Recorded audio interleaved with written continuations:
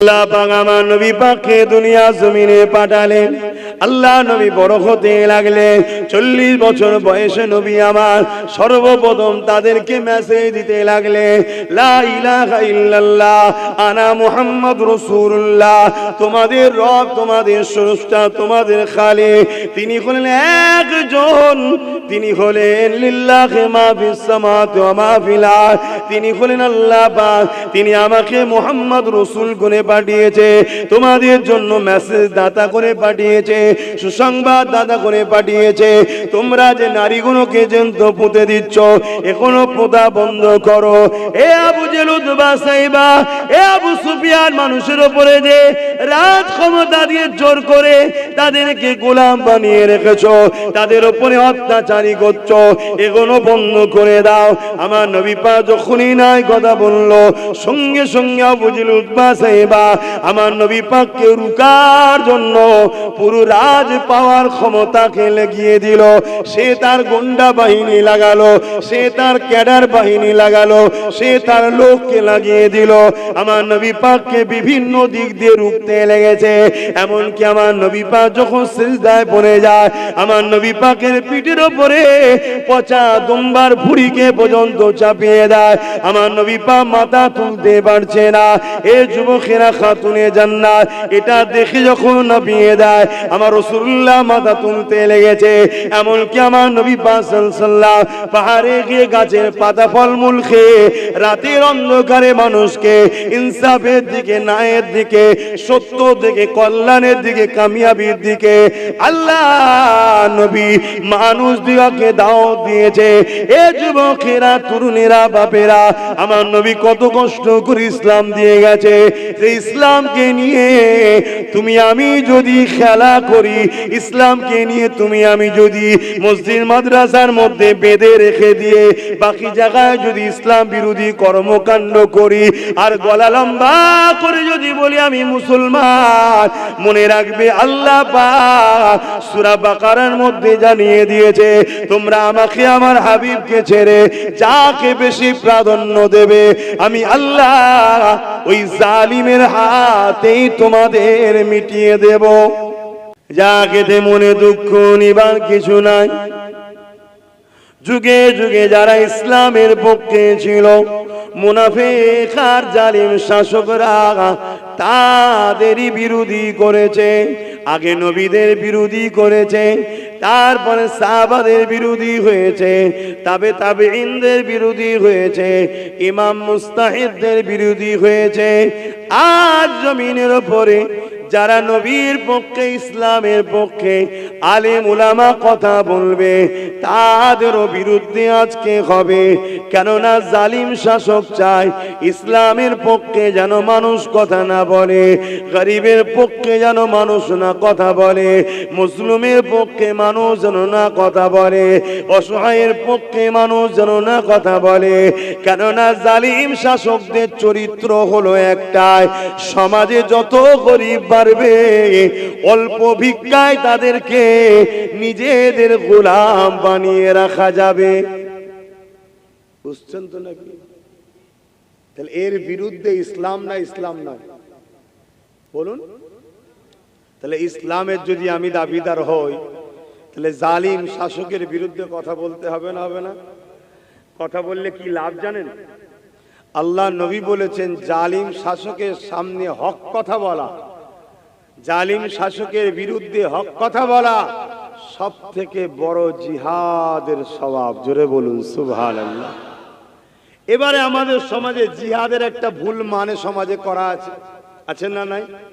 জিহাদ শব্দের বাংলা মানে হলো বুরাই থেকে নিজেকে বাঁচিয়ে রাখা বা যে কোনো বুরাই থেকে সমাজকে বাঁচিয়ে রাখার জন্য চেষ্টা করা, একে বলা হয় জিহাদ। কথা বুঝে আসছে? বা কোনো ভালো কাজকে সমাজে প্রতিষ্ঠিত করার জন্য চেষ্টা করা, এটাও হলো জিহাদ। আজ যেমন প্রশাসনরা, কিছু ভালো পুলিশ আছে, সবাই না হলো, সমাজকে দুর্নীতির হাত থেকে, চোরেদের হাত থেকে, সাম্প্রদায়িক দাঙ্গা যারা লাগাতে চাইছে তাদের হাত থেকে সমাজকে বাঁচাবার জন্য যেসব প্রশাসনরা চেষ্টা করছে, এই যে চেষ্টা করছে এটাকে আরবিতে বলা হয় জিহাদ। কথা মাথায় ঢুকলো ভাই? কিন্তু সমাজের মিডিয়া প্রচার করেছে জিহাদ মানে মুসলমানরা মুসলিমদের ঘরে মারা। মানে কিভাবে এরা গেঁজা খায় আর কোথা থেকে পায় এরাই ভালো জানে। বুঝছেন তো নাকি? অসুবিধা হচ্ছে? তাহলে নম্বর 1 ইসলামের দুশমন চিনতে পারলাম, জালিম অত্যাচারী শাসক। আজকের দিনও পৃথিবী জুড়ে যারা জালিম অত্যাচারী শাসক আছে তারা ইসলামের বিরোধী করছে। যেমন আমার দেশে জালিম অত্যাচারী শাসক ইসলামের বিরোধী করছে। কেন বিরোধী করছে? ইসলামের সত্য আলো যদি বন্ধ না করে দেওয়া যায়, আমরা যে মানুষের প্রভু হতে চাইছি, মানুষকে যে গোলাম বানাতে চাইছি, দিনকে দিন মানুষকে মদ ধরিয়ে দিয়ে তাদের দ্বারা সমাজে যে হট্টগোল অত্যাচারের রাস্তা খুলে দিয়েছি, যদি ইসলামের আলো পেয়ে যায় তাহলে সমাজ আমাদের কথা শুনবে না, সব নাই সত্যর দিকে চলে যাবে। জোরে বলুন সুবহানাল্লাহ। আপনি মিডিয়া খুলুন, মিডিয়া খুলে দেখুন, গত দুদিন আগে দেখছিলাম এই ভারতবর্ষেরই কেন্দ্রে যে সরকার আছে সেই সরকারেরই একটা দলের কার্যকর্তা চেয়ারে বসে আছে। একজন কার্যকর্তা এসে তাকে বলছে, তুই ছোট লোক এখানে বসেছিস কেন? তুই নিচু জাত এখানে বসেছিস কেন? যা পিছনে যা, পিছনে যা, পিছনে যা। কি বুঝছেন? এই যে জাতের ভেদাভেদ, এই জাতের ভেদাভেদকে ভেঙে দিয়ে মানুষ মানুষের পাশে থাকবে, এই শিক্ষা দিয়েছে ইসলাম। জোরে বলুন সুবহানাল্লাহ। তাহলে একই দলের দুজন কার্যকর্তা একজন আরেকজনকে অপমান করছে। কেন? সে নিচু জাত। আর আমি আপনাদের বলছি, আপনাদের প্রতিবেশী যারা এসটি এসসি আছে তাদের সঙ্গে বন্ধুত্ব করুন, তাদেরকে বুঝান, ভাই তোমার ধর্ম তোমার কাছে, আমার ধর্ম আমার কাছে। আমি ধর্ম নিয়ে তোমার সঙ্গে আলোচনা করতে আসিনি, আর তোমার আমার কাছে ধর্ম নিয়ে আলোচনা করতে আসবে না। তোমার ধর্মগুরু তোমার থাক, আমার ধর্মগুরু আমার থাক। একজন দেশের নাগরিক হিসাবে তোমায় বুঝাচ্ছি, যতদিন ভারতে মুসলমান থাকবে ততদিন তোদেরকে সম্মান করবে, ভালোবাসবে, পাশে ডাকবে। যেদিন মুসলমান থাকবে না তোদেরকে অছুত বলে তাড়া করবে, তোদেরকেও পিটবে। কিছু বুঝছেন না, বোঝেন না? তাহলে এইভাবে একমুঠো হওয়া দরকার আছে না নাই? এটা কে বুঝাবে? আপনাকে বুঝাতে হবে। আপনার প্রতিবেশী এসটি এসসি যারা আছে বুঝাতে হবে না? হবে না? আমাদের কাছে এসসি এসটি বলে কিছু না, আমাদের কাছে সবাই মানুষ এক। কিন্তু এটা সিস্টেম তৈরি হয়েছে তো নাকি, সেটা বুঝাবার জন্য আপনাদের বললাম যে ভাই রে, যতদিন মুসলমান আছে আমাদের পিছনে তোদেরকে লাগাবে বলে তোদেরকে হাওয়া দিচ্ছে। মনে রাখবি, যেদিন আমাদেরকে শেষ করে দিতে পারবে সেদিন তোমাদের ঘরেও অছুত বলা হবে। অলরেডি উত্তরপ্রদেশে যেমন বলা হচ্ছে। কি বলা হচ্ছে?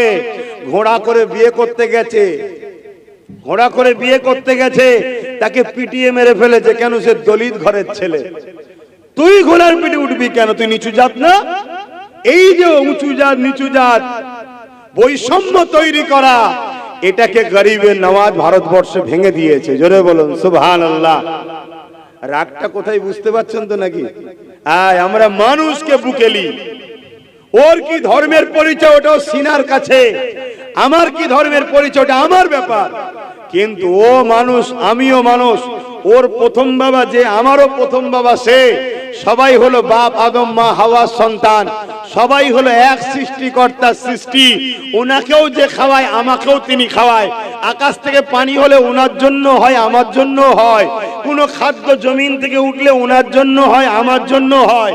সমাজে হাওয়া যে অক্সিজেন চলছে ওনার জন্য সৃষ্টিকর্তা দিয়েছে, আমার জন্য দিয়েছে। অতএব সবার সৃষ্টিকর্তা যেন একজন, তাহলে আমাদের মধ্যে এই বৈষম্য থাকবে কেন? তোমার পছন্দ ধর্মীয় কি, তুমি তোমার টালিয়ে আছো, তুমি সৃষ্টিকর্তার কাছে জবাব দেবে। আমার কি পছন্দ, আমি আমার টেলে থাকবো, আমি জবাব দেবো। মানুষ হিসাবে দিনের শেষে আমাদের ঘরে ঐক্য হয়ে থাকতে হবে। এই ঐক্যটাকে যারা ভাঙতে চাইছে তারা কখনো ইসলামকে মেনে নিতে পারে না। কারণ ইসলাম আমাকে শিখিয়েছে বলেই তাই তো আমি বলছি ঐক্য হয়ে থাকো। আর যারা ইসলামের বিরোধী করছে, তোমাদের এই পাশে ব্যারাকপুরে রয়েছে, সে কি বলছে? খবরদার মুসলমানদের সাথে মিশবি না, মুসলমানদের সঙ্গে মিশবি না, মুসলমানদেরকে মারতে হবে, কাটতে হবে। কেন? মুসলমান কি তুমি যাকে সৃষ্টিকর্তা বলে মানো, তোমার যে সৃষ্টিকর্তা, তোমার যে সৃষ্টিকর্তা সে কি মুসলমানদের বানায়নি? মুসলমানদের আলাদা সৃষ্টিকর্তা? এই সবার সৃষ্টিকর্তা আলাদা না এক? এই কথা বলুন, একজনই তো। আজকে কি বিভাজন চলছে? এই বিভাজনকারীরা কখনো ইসলামকে অ্যাকসেপ্ট করতে পারবে না। কারণ ইসলাম থাকলেই কোন ধর্মের বোন বেটি যদি বিপদে পড়ে সবাই চুপ করে গেল, ইমানদার উলামারা কিন্তু কথা বলবে। আবার উলামাদের মধ্যে দুটো দল আছে ভাই, আমাকে বলতে হবে। আপনি যতই বলেন যে এখন বলা যাবে না, না না আমার ধর্মে এমন সিস্টেম নেই, এ দালালিমূলক কথাবার্তা, এই চিটিংবাজি কথাবার্তা। হককে হক বলতে হবে। উলামাদের মধ্যে দুটো দল আছে, একটা রাসূল বলছে উলামা, একটা খায়রুল উলামা, একটা শাররুল উলামা, একটা ভালো উলামা, একটা মন্দ উলামা। ভালো উলামাকে যে কথা বলবে আল্লাহ ও রাসূলের জন্য, জোরে বলুন সুবহানাল্লাহ। মন্দ উলামাকে যে কথা বলবে দুনিয়া তাকুদি শক্তিকে খুশি করার জন্য। এক কথাতে উত্তর দিলাম, কথা বুঝে আসছে তো নাকি? বেছে নিতে হবে, না হয় আগামী দিন আরো বড় বিপদে পড়তে হবে। এ না জওয়ান তরুণেরা, বাবেরা, যুগে যুগে ইসলামের বিরোধী জালিম সন্ত্রাস আবু জেহেল এর মতো, ফেরাউনের মতো, নমরুদের মতো, সাদ্দাদের মতো যারা ছিল যুগে যুগে বিরোধী করেছে, আজ বিরোধী হতে লেগেছে। তবে মনে রাখবেন, সেদিনে যারা বিরোধী করেছিল আল্লাহ তাদেরকে মিটিয়ে দিয়েছে। ইসলামের ঝান্ডা পৃথিবীর জমিনে আজ পর পর করে উঠতে লেগেছে। শুধু এমনটা নয় যে আমেরিকা চেয়েছিল আমেরিকা থেকে ইসলামকে মুছে দেবো, ওই বুশ চেয়েছিল আমেরিকাতে ইসলামকে রাখবো না। আমার আল্লাহ পাক তিনি এত ক্ষমতাবান, সাইয়ুন কদির, ওই বুশেরই কন্যাকে ইমানের কলেমা পড়িয়ে দিয়ে কোরআনের হাফেজা বানিয়ে দিয়েছে। শুধু এটা নয় যে ইউরোপ দুনিয়া ইসলামকে মিটাবার জন্য কত লাখো লাখো এতিম বাচ্চাদেরকে, কত লাখো লাখো বাচ্চাদের উপরে বোম চার্জ করে হত্যা করছে। আজও প্যালেস্তাইনে 40,000-এর উপরে নিরীহ বাচ্চাকে হত্যা করেছে। একটা 3-3.5 বছরের কন্যা সন্তানকে এমন করে প্যালেস্তাইনের জমিনে 300-র উপরে গুলি করে তাকে মেরেছে।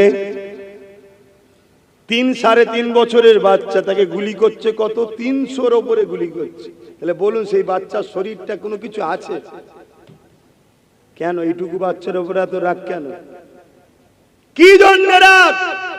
না আগামী দিন কানা দাজ্জাল আসবে, পুরো পৃথিবীর লোককে সে তার গোলাম বানাবে। আর মুসলমান যদি থাকে দাজ্জালের বিরুদ্ধেও তারা সংগ্রাম করবে। দাজ্জালের হাত থেকে মুসলিম মানুষগুলোকে বাঁচাবার জন্য মুসলিম উলামারা তারা যুদ্ধ পর্যন্ত করবে। জোরে বলুন সুবহানাল্লাহ। অতএব ছোট ছোট বাচ্চাদেরকেও বাঁচতে দেওয়া যাবে না। তাহলে আমাদের লড়াইটা কোথায়? আমরা গরিবকে আজাদ করতে চাই, মানুষের চোখের পানি মুছতে চাই, মানুষের উপরে জুলুম হচ্ছে জালিমদের হাত থেকে মানুষকে বাঁচাতে চাই। আর দুনিয়ার এক শ্রেণীর মানুষ কি চাইছে? আমরা ক্ষমতার জোরে মানুষের প্রভু হব। গরিব মানুষগুলো আমাদের কাছে এসে মাথা নত করবে, আমরা ভিক্ষা দেব, তারা খাবে। গরিবের বেটিগুলো আমাদের ভোগের পাত্রী হবে, যা খুশি করব কোনো বিচার হবে না, এটা এক শ্রেণীর মানুষ চাইছে। যারা এই শ্রেণীর মেন্টালিটি থাকে তাদের সঙ্গে ইসলামের যুগে যুগে টক্কর হয়েছে, আজও হচ্ছে। কিন্তু সোশ্যাল মিডিয়া, বড় বড় গদি মিডিয়া, তারা ইসলামকে ভুল মেসেজ মানুষের কাছে পৌঁছাচ্ছে, যাতে করে আমাদের মধ্যে ঝগড়া শুরু হয়ে যায়।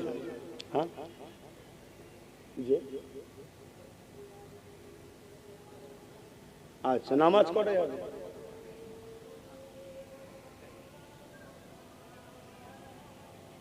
কেন তোমরা আজকে কথাবার্তা বলে লিওনি? 6:30 থেকে 8:30 পর্যন্ত থাকার কথা মসজিদে কমিটি বলুন। হ্যাঁ,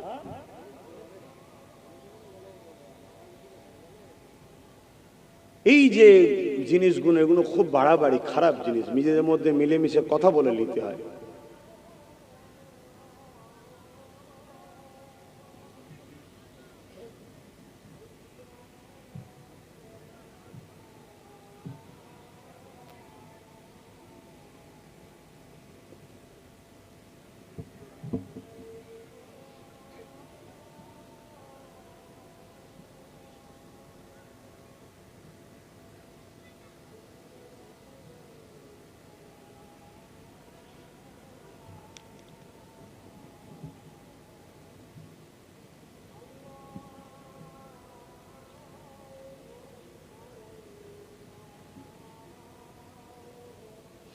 আল্লাহু আকবার। আল্লাহ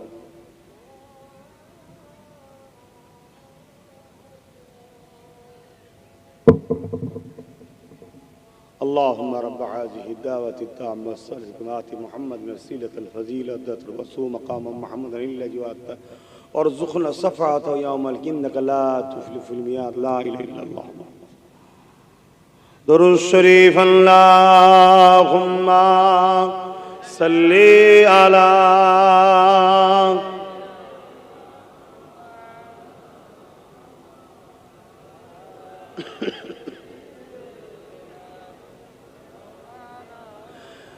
বাপেরা, নওজোয়ান তরুণেরা, আল্লাহ নবী ১৫০০ বছর আগে যখন দুনিয়া জমিনে এসেছিলেন, ঈসা আলাইহিস সালাম চলে যাবার পর এই পৃথিবীর মানুষগুলোকে কেউ না সত্য ইনসাফ ইনসানিয়াতের কথা, এক কথায় সুরুষ্টার কথা কেউ প্রচার আর করার ছিল না। ১০০, ২০০, ৩০০ বছর কেটে যাবার পর পৃথিবীর মানুষগুলো নিজেদের হাতে তৈরি করা নকল নকল খোদা তৈরি করে ফেললো। এই কাল্পনিক বিশ্বাসে বিশ্বাসী হয়ে গেল। সমাজে ক্ষমতাশালীরা তাদের খোদা সেজে বসে গেল। মানুষগুলোকে কৃতদাস দাসী বানিয়ে দিল। জেন্ত নারীগুলোকে পুঁতে দিতে লাগলো। এমনকি রোমের মতো জমিনেতে গরিবদের কোমরে বেল লাগিয়ে বাজারে নিলামে তোলা হতো, কিনা বেচা হতো। এ যুবকেরা, তরুণীরা, বাপেরা, যেমন আমার দেশে এনআরসির নামে ডিটেনশন ক্যাম্প করতে চাইছে, এই ডিটেনশন ক্যাম্পটা মূলত কি, ওই ক্যাম্পে গরিবের ছেলে মেয়েদের ঘরে নিজে বন্দি করা হবে। ওখানেই তারা থাকবে, ওখানেই সংসার হবে, ওখানেই ছেলেপুলি হবে, ওখানেই সংসার জীবন করবে। পেটের জ্বালাটুকু নিবারণের জন্য খানাটুকু দেওয়া হবে এবং বড় বড় কোম্পানির কাছে ওই গরিবদের ঘরে লেবারের কাজ করতে হবে, বিনিময়ে কোনো পারিশ্রম পাবে না। শুনছেন তো নাকি? এসব জাহিলিয়াত যুগে হয়েছে। সেই জিহালাত পুনঃ আবার চালু করতে চাইছে। এর বিরুদ্ধে সর্বোচ্চ শক্তি দিয়ে গরিবদের ঘরে বাঁচাবার নাম হলো ইসলাম। জোরে বলুন সুবহানাল্লাহ। সে যদি অন্য ধর্মের মানুষের উপরও জুলুম হয়, তথাপিও তার ধর্ম দেখুনি মানুষের উপর জুলুম হচ্ছে, তার পাশে দাঁড়িয়েও তাকে এই জুলুম থেকে উদ্ধার করার নাম হলো ইসলাম। জোরে বলুন সুবহানাল্লাহ। তাই তো আমার ওয়াজেতে অনেক মুসলিম ছেলেরা বলে, হুজুরের ছেলের পার্টির কথা বলবে জলসাই কেন? মূর্খ, জানেই না ধর্ম কাকে বলে। ও জানেই না ধর্ম কাকে বলে, আর ওকে জানতে দেওয়া হয়নি। তো শুধু তোর দোষ নয়, ও যদি জানতো তাহলে ও জালিমদের সাথ কখনো দিত না। আল্লাহ পাক আমার নবী পাককে দুনিয়া জমিনে পাঠালেন। আল্লাহ নবী বড় হতে লাগলেন। 40 বছর বয়সে নবী আমার সর্বপ্রথম তাদেরকে মেসেজ দিতে লাগলেন, লা ইলাহা ইল্লাল্লাহ আনা মুহাম্মদুর রাসূলুল্লাহ। তোমাদের রব, তোমাদের স্রষ্টা, তোমাদের খালিক তিনি হলেন একজন। তিনি হলেন লিল্লাহি মা ফিস সামাওয়াতি ওয়া মা ফিল আরদ। তিনি হলেন আল্লাহ পাক।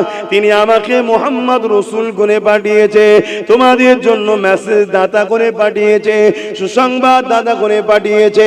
তোমরা যে নারীগুলোকে জ্যান্ত পুঁতে দিচ্ছ, এখনো পোঁতা বন্ধ করো।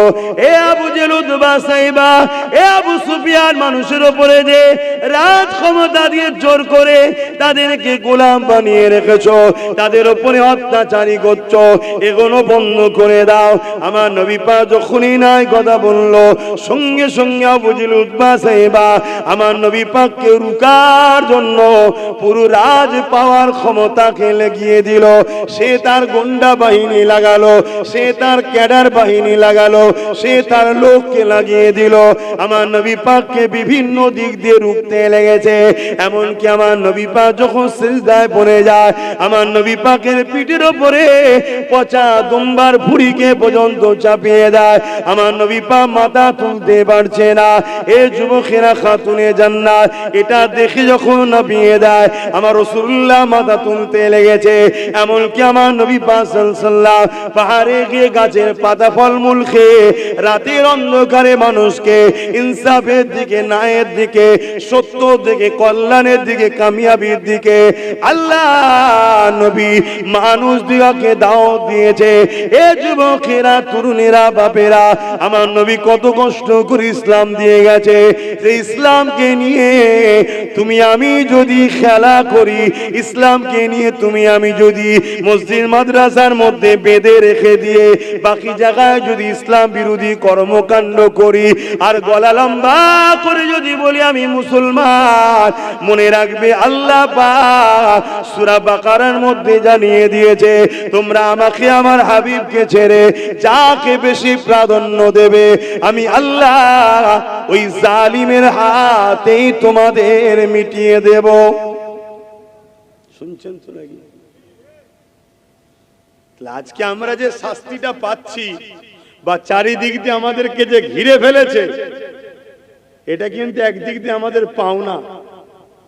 আপনি মানেন চাই না মানেন, হ্যাঁ কোন উলামা যদি আমায় বুঝিয়ে দেন যে আপনি ভুল বলছেন, কোরআন সুন্নাহর আলোকে আমি তাকে উস্তাদ বলে সম্মান করব। ওই ফেসবুকে, ইউটিউবে গালিগালাজ করে লাভ নেই।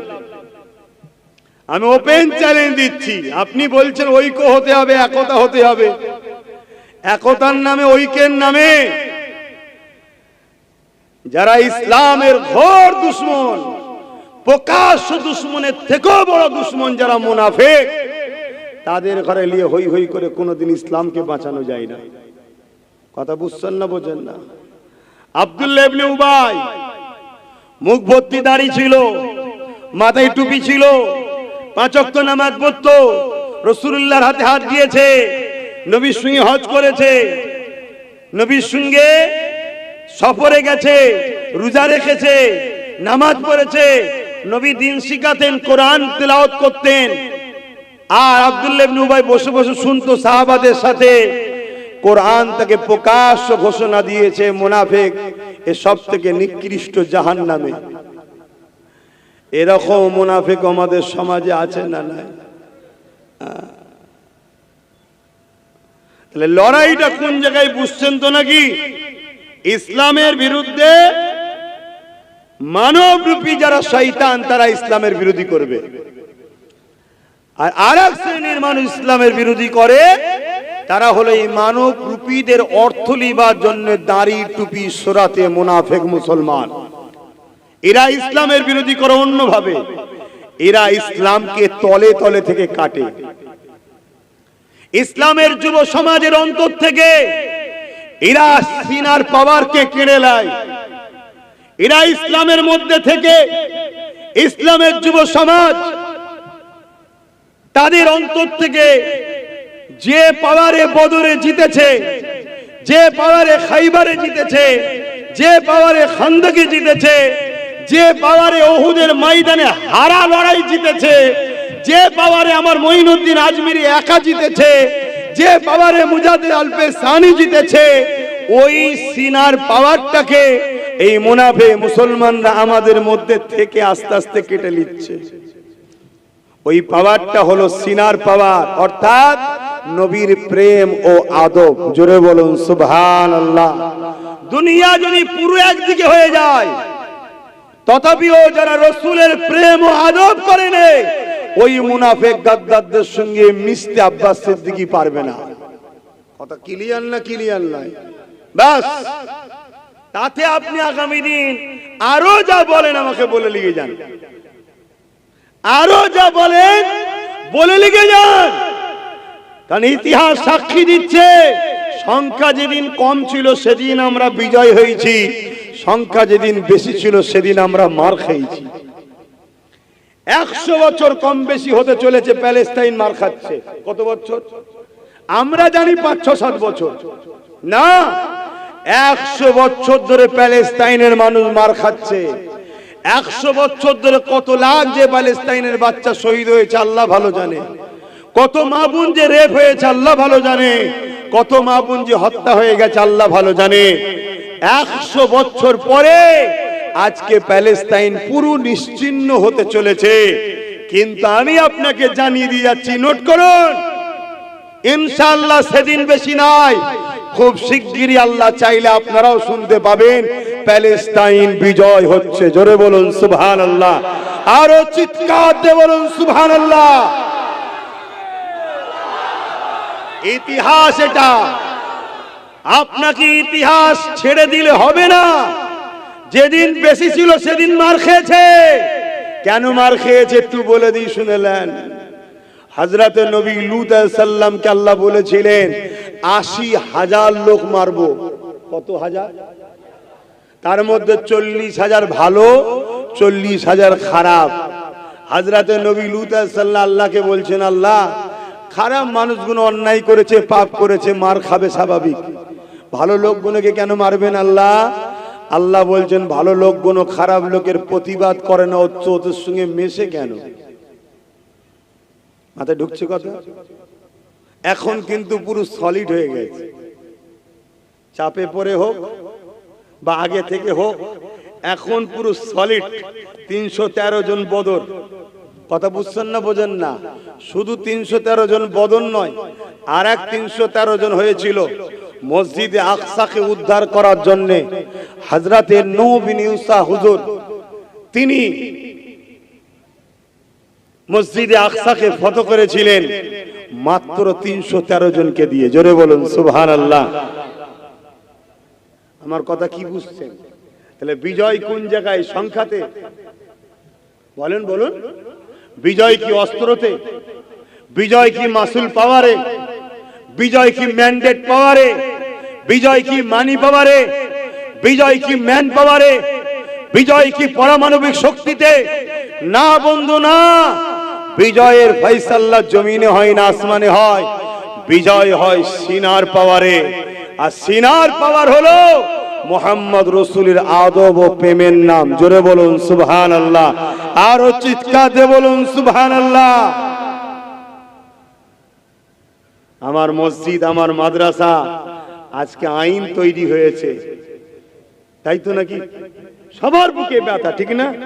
সবার বুকে ব্যথা হওয়াটা স্বাভাবিক, কিন্তু এই মসজিদ মাদ্রাসা তিলে তিলে তিলে তিলে এই ভারতবর্ষে 50-60 বছর ধরে বেউজ্জতি হচ্ছে না, হয়নি? মসজিদের সম্পদ, মসজিদের কমিটির অনেক জায়গায় লুটে খাই না কথা বলেন। মাদ্রাসার সম্পদ অনেক জায়গায় মুসলমানরা লুটে পুটে খায় না। এই ওয়াকফ সম্পদ 77 বছর ধরে বিভিন্ন রাজনীতির দলের ছায়া থাকায় মুনাফিক মুসলমানরা দখল করে খাচ্ছে না, খায়নি। আল্লাহ পাক এমন জালিমকে বসিয়ে দিয়েছে, একেবারে লিখে নিচ্ছে। শুনছেন না? শোনেন না? এবারে আপনি যদি বলেন আমি কি করব, আল্লাহ বলবে আয় জাহান্নামে যা। তাহলে কি করতে হবে? ওই জালিমের হাত থেকে তোকে কাটতে হবে। ও আল্লাহ, এ তো অনেক বড় শক্ত কাজ, যখন নরম ছিল তখন করিসনি কেন? কথা কিছু মাথায় ঢুকছে? এ তো পরীক্ষা শুরু হয়েছে, এবারে প্রেমের এক্সাম দাও, প্রেমের ইমতিহান দাও, প্রেমের পরীক্ষা দাও। এ পরীক্ষায় তোমার জীবন লাগলে জীবন, মাল লাগলে মাল, রক্ত লাগলে রক্ত, যা লাগলে দিতে হবে। পারছি না বললে তো হবে না। কেন যখন সময় ছিল তুই গাফলতি করেছিস, যখন সময় ছিল টিপে ধরলি হয়তো পেয়ে যেতিস, তখন তুই গাফলতি করেছিলিস।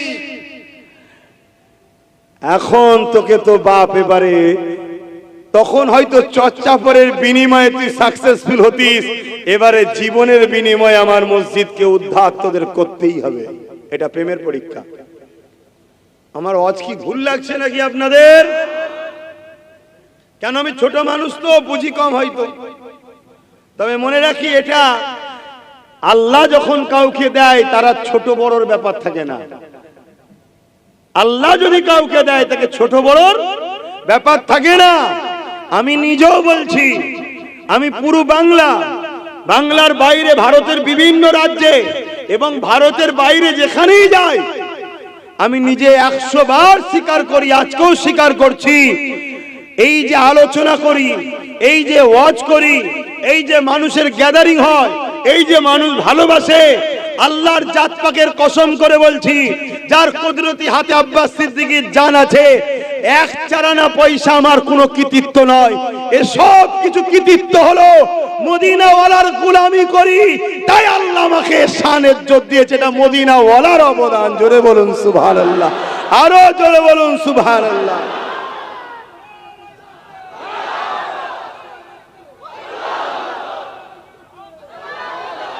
কথা বললে তো খারাপ হয়ে যাব, আমি কথা বললে তো খারাপ হয়ে যাব। আপনি যাচ্ছেন মাদ্রাসা বাঁচাতে, আপনি যাচ্ছেন মাদ্রাসা বাঁচাতে, আর আপনি জানেন এই সমাজের প্রচুর মাদ্রাসা আছে, যে মাদ্রাসা কোনো ওয়াশিংটন থেকে সিলেবাস আসছে, ইসলাম বিদ্বেষীদের টাকায় তৈরি হচ্ছে, আর ওই মাদ্রাসায় শিক্ষা দেওয়া হয় মুহাম্মদ রাসূল মরে গেছে, তিনি আমাদের মতো মানুষ ছিল, আর আপনি যাচ্ছেন মাদ্রাসা বাঁচাতে। এই মুনাফিকদের সঙ্গে কি করতে যাচ্ছেন আপনি? এই আমার কথা খারাপ লাগছে, আজকে আমাকে দালাল বলা হচ্ছে, গাল দিচ্ছে। কিয়ামত একদিন হবে, বিচার একদিন হবে, সেদিন আব্বাস সিদ্দিকীকে ময়দানে মাশরে দাঁড়াতে হবে। হে মুনাফিক মুসলমান যারা দাবিদার করে মুনাফিকি, তোমাদেরকেও দাঁড়াতে হবে, সেদিন তো বোঝাপড়া হবে। আজ দুনিয়ার ঘোলা জলে হয়তো অনেকেই মাছ ধরে নিচ্ছ, লাও ধরে লাও, আমার ইন্টারেস্টও নাই, কিন্তু তুমি তোমার বিবেককে প্রশ্ন করো, তুমি তোমার বিবেককে প্রশ্ন করো।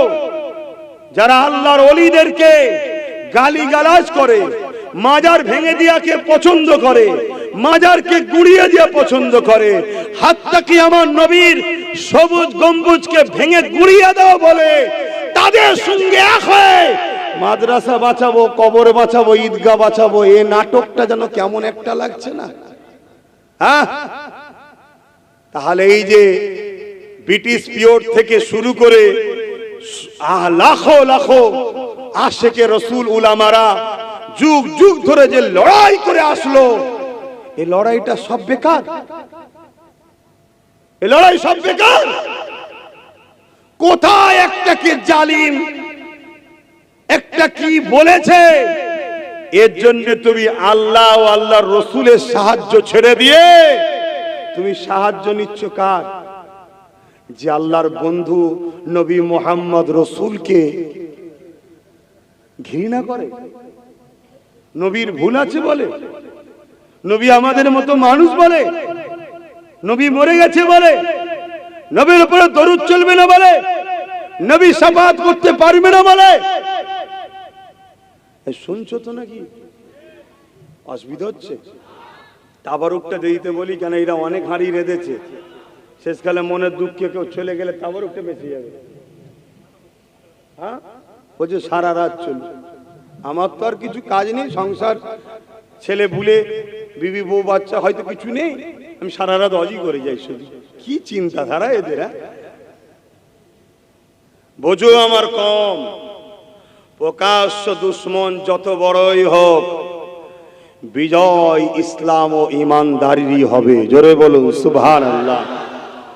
যতই চেষ্টা করো, যতই বলো বাড়ি বাড়ি অস্ত্র রাখো, যতই বাড়ি বাড়ি অস্ত্র বিলাও, যতই তুমি নিরীহ মানুষগুলোকে ভুল বুঝিয়ে গরম করো, বিজয় শুনে রেখে দাও ইসলাম ও ইমানদারদেরই হবে। জোরে বলুন সুবহানাল্লাহ।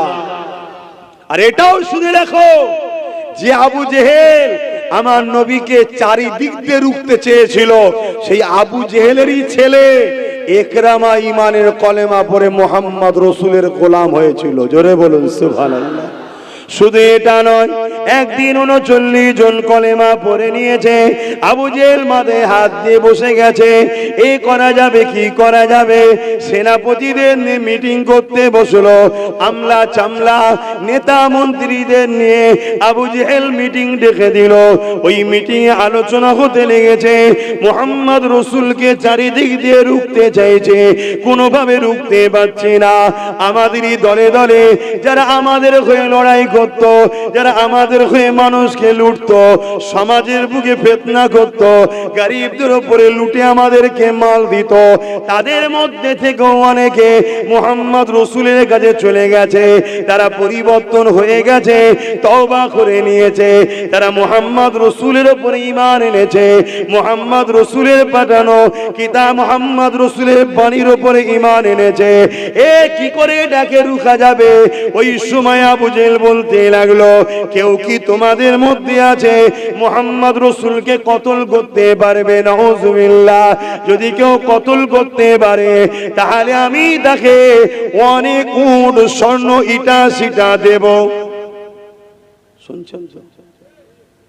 ওই মজলিসে একটা যুবক বসেছিল, 25 বছর বয়স, একদম টকবকে খুন, নাম ওমর।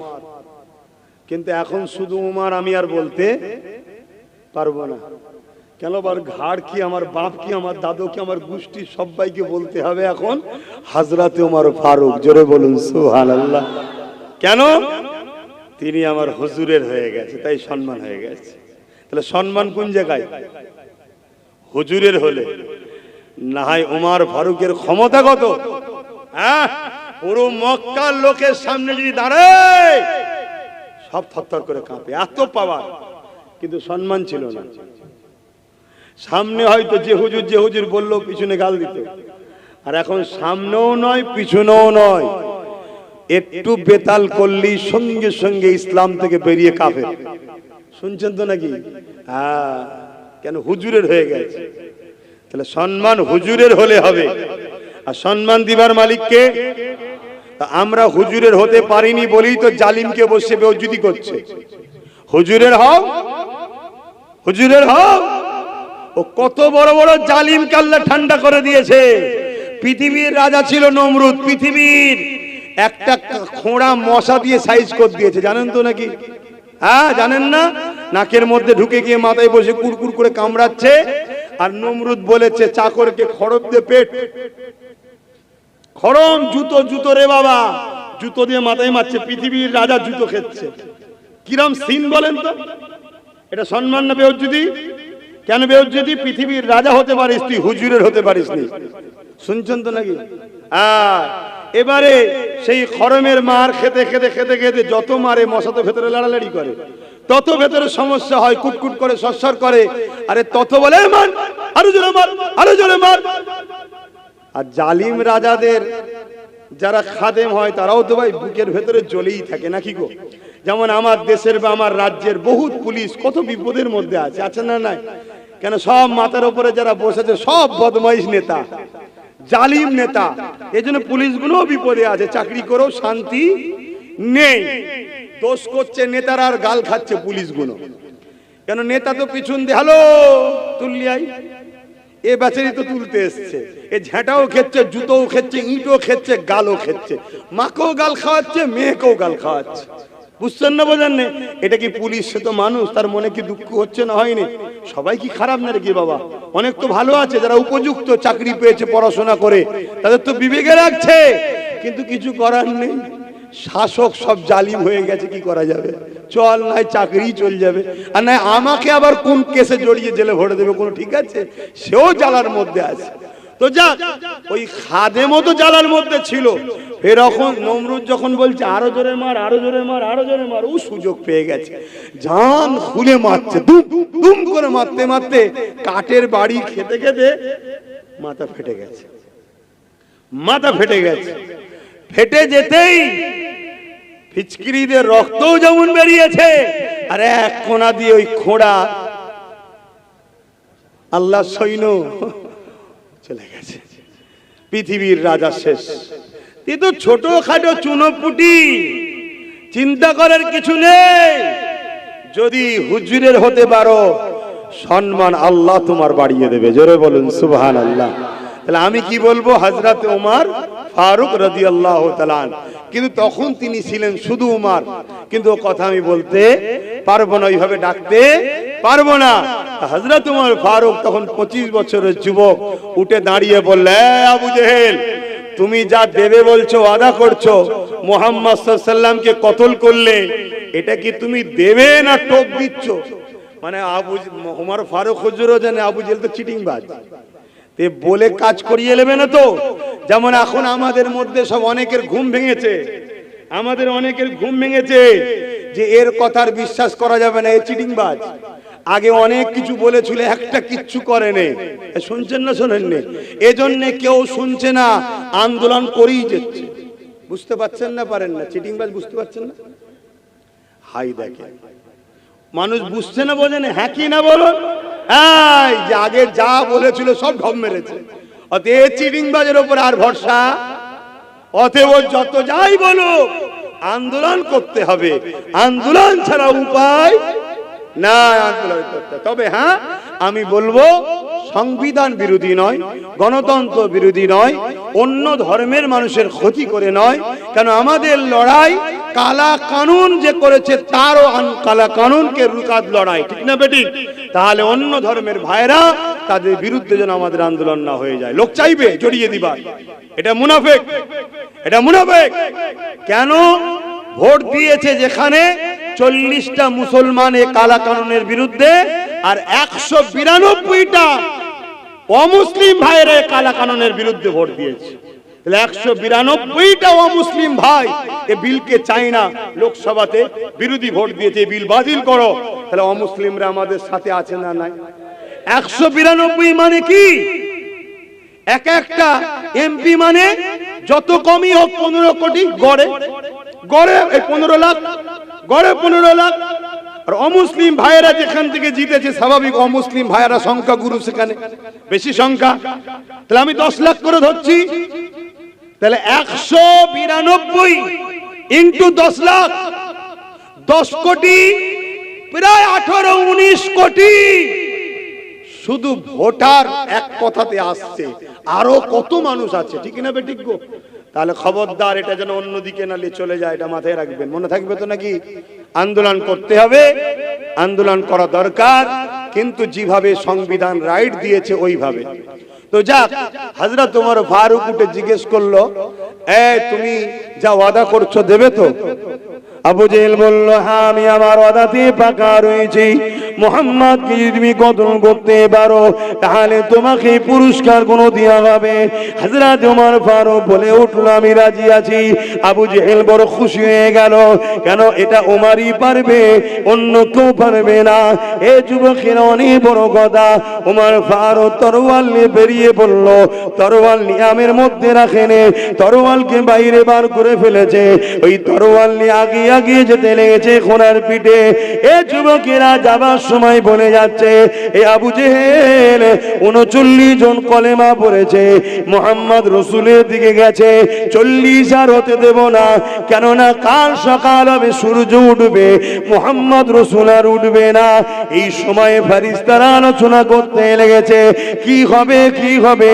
কেন ওমর বড় ক্ষমতাশালী, 39 জন হয়েছে, 40 আর হতে দেবে না বলেছে।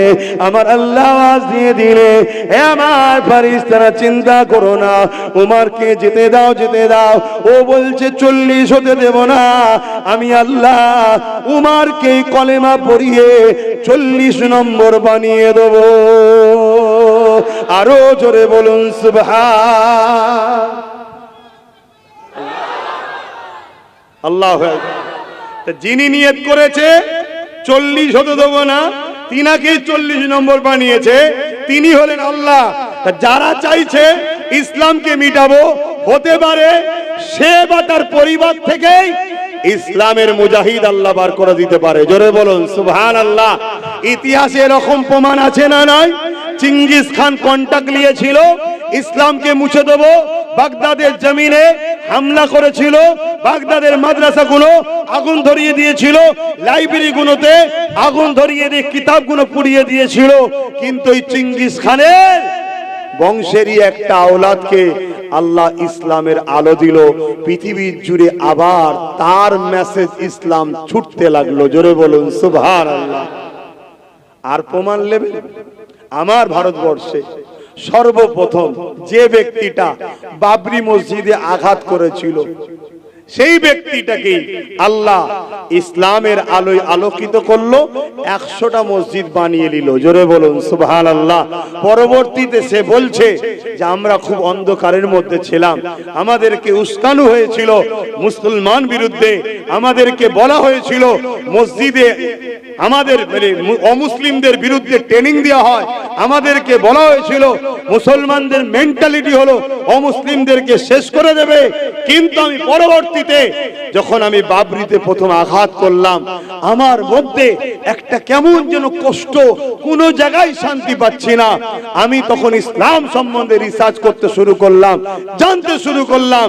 আমার মনের মধ্যে ভাব আসলো, হ্যাঁ ওই আঘাতের পর থেকেই আমার এটা হয়েছে।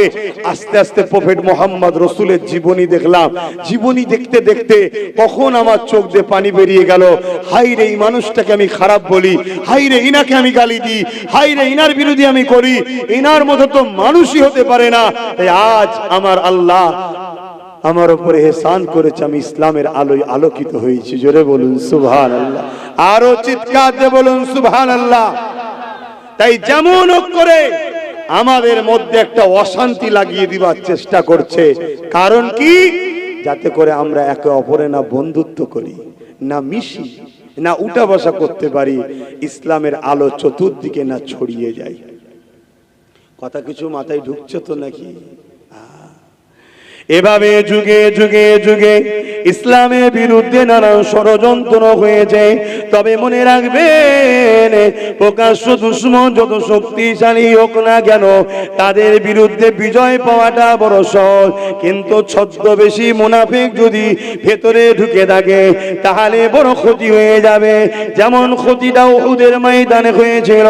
মুখ ভর্তি দাড়ি, মাথায় টুপি, নামাজ রোজা, দাড়ি টুপি সব নিয়ে আব্দুল্লাহ ইবনে উবাই 300 লোক নিয়ে আমার নবীর সঙ্গে উহুদের ময়দানে লড়াই করতে গেল। ঠিক লড়াইয়ের সময় চলে এসেছে, জালিমরা হামলা করে দিয়েছে। ঠিক এমনই সময়তে আব্দুল্লাহ ইবনে উবাই তার নেতৃত্বে 300 সৈন্য নিয়ে সে সেখান থেকে সরে গেল। নবী যে যুদ্ধের নকশাটা তৈরি করেছিল, নবী যে উহুদের ময়দানের পয়েন্টগুলো তৈরি করেছিল, ওই পয়েন্টগুলো সব এলোমেলো হয়ে গেল। এই জন্য আমার নবী সাহাবাদের উপরে ওই যুদ্ধটা বড় কঠিন হয়ে দাঁড়িয়েছিল। এ যুবকেরা, তাই নবী পাক জানিয়ে দিলে, কেউ যদি লড়াইয়ের ময়দানে না যায়, আল্লাহ তাকে কিয়ামতের দিনে ধরবে, আর তওবা যদি করে মাফও করে দেবে। কিন্তু কেউ যদি হকের জন্য লড়াইয়ের ময়দানে গিয়ে ওই ময়দান থেকে যদি ফিরে চলে আসে, আমার আল্লাহ পাক তার তওবা কেউ কবুল করবে না। কেননা 100 জন ধরে ধরুন যাচ্ছি, 40 জন যদি ফিরে চলে আসে, বাকি 60 জনের মনের মধ্যে দুর্বল হয়ে যাবে। আর প্রথম থেকেই যদি 60 জন মরণ যায় তারা প্রস্তুতটা নিয়ে যাবে, তাদের মনের স্পিরিটটা সেরকমই থাকবে। এই যে ধোঁকা দেওয়া, এই ধোঁকাকারীকে আল্লাহ নবী বলছে তওবা আল্লাহ মাফ করবে না। এই আমাদের সমাজে অনেক মুনাফিক লুকিয়ে রয়েছে যারা আজকে আমাদের সঙ্গে উঠা বসা করছে। ঠিক সময় দেখবেন এরা আমাদিগকে লক্ষ লক্ষ কোটি কোটি টাকাতে কোন জালিম শাসকের কাছে, বেঈমান শাসকের কাছে এরা আবার বিক্রি করে দেবে আমাদের ঘরে। এই বিক্রি করছে না করে না? একটু হাকি না বলবেন। আমি এই কথাটা সত্য বললাম না মিথ্যা বললাম? কারা বলছেন সত্য একটু হাত তুলে দেখান। আমার বলা ভুল হয়েছে হাত লম্বা করে তোলেন, আমি ভুল বলছি। বিগত দিন এইভাবে বিক্রি করেছে না করে না? তাহলে বাপ আব্বাস সিদ্দিকীকে একটু বুঝে বুঝে পা ফেলতে হবে। কেন? আমার দুটো হলেও ভালোবাসার মানুষ আছে যারা অন্ধভাবে আমাকে ভালোবাসে, কিচ্ছু বোঝে না, কিচ্ছু বোঝে না। আমি দেখেছি রে বাপ, ট্রাই করে, কিচ্ছু বোঝে না। ভাইজান তো ভাইজান, তাহলে আমাকে তো একটু বুঝে পা দিতে হবে নাকি? ওই দুটো ভাইয়ের জন্য আমাকে একটু ভাবতে হবে তো নাকি? হ্যাঁ, তাই বাপ মুনাফিক ইসলামের জন্য কত ক্ষতিকারক আমার রাসূল নিজেও বলেছে। আমার বড় ভয় হয় আমার উম্মতকে প্রকাশ্য দুশমনরা মিটাতে পারবে না, আমার উম্মতকে আখেরি জামানায় মুনাফিকরা মিটিয়ে দেবে। আর মুনাফিক চিনা বড় মুশকিল। মুনাফিককে দেখতে দেখতে হুবাহু মুফতির মতো, হুবাহু মাওলানার মতো, হুবাহু পীর সাহেবের মতো, হুবাহু মাওলানার মতো টুপিও আছে, দাড়িও আছে, নামাজও আছে, রোজাও আছে, হজও আছে, যাকাতও আছে, দানও আছে। সুবহানাল্লাহ, আলহামদুলিল্লাহ, আসসালামু আলাইকুম, ওয়া আলাইকুম সালাম, কথাই কথা আস্তাগফিরুল্লাহ, সুবহানাল্লাহ। দেখলে মনে হবে ফেরেশতা নেমেছে। শুনছেন তো নাকি? তাহলে মুনাফিক চিনবেন কি করে? চিনার উপায় বলে যাচ্ছি। মুনাফিকের দিলে আমার রাসূল ও আহলে রাসূলরা নাই।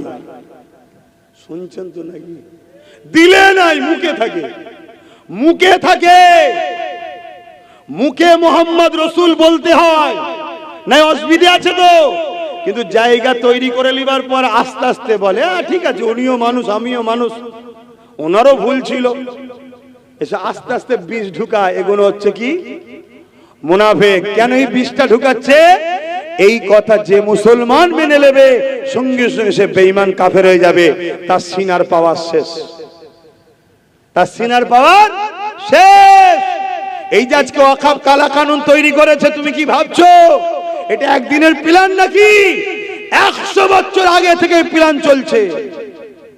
গত বছর বলেছিলাম যে 3 বছর সময় দিচ্ছি, চোখ দিয়ে পানি নয় রক্ত বেরোবে, বলেছিলাম তো নাকি? 1 বছর 4 মাস হয়ে গেছে, আর 1 বছর 8 মাস আছে। কত বড় একটা আইন হয়ে গেল দেখলেন?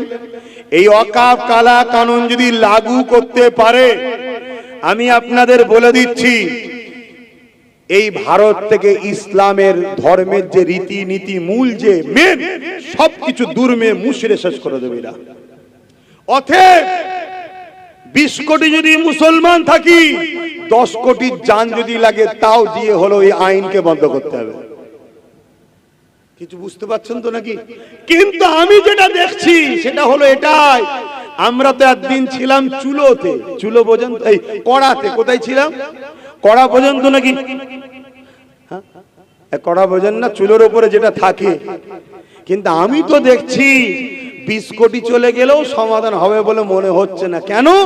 চুলোই কড়াতে ছিলাম, এখন সব ধরে এবার চুলোই ঢুকাবার জন্য সব নেমেছে। খারাপ হয়ে গেলাম তো নাকি? হ্যাঁ, জাতিকে বাঁচাতে গিয়ে তো খারাপ হতেই হবে, এ তো স্বাভাবিক রে বাপ। যদি বলেন কেন এরকম কথা বলছেন, হ্যাঁ বাপ, আমরা 5 জন রয়েছি, ওর মধ্যে একজন আছে আমাদের দুশমনদের লোক, 4 জন মিলে আর একজন আছে আমাদের সাথে, কে? যে আমাদের দুশমনদেরই লোক, কিন্তু দাড়ি টুপি পুরো আমাদের মতো, তাকে আমাদের মনে করে নিয়ে রেখেছি। তার কাজ কি? আমরা যা ব্লুপ্রিন্ট করব, যা প্ল্যান পরিকল্পনা করব, ও সব শুনে গিয়ে দুশমনকে বলবে। এক কথা বুঝছেন না? বোঝেন না? তাই আমাদের মাথায় একটা কথা ঢুকাতেই হবে, আবেগের নাম বিজয় নয়। কত কোটি আছি ওটা বড় কথা নয়।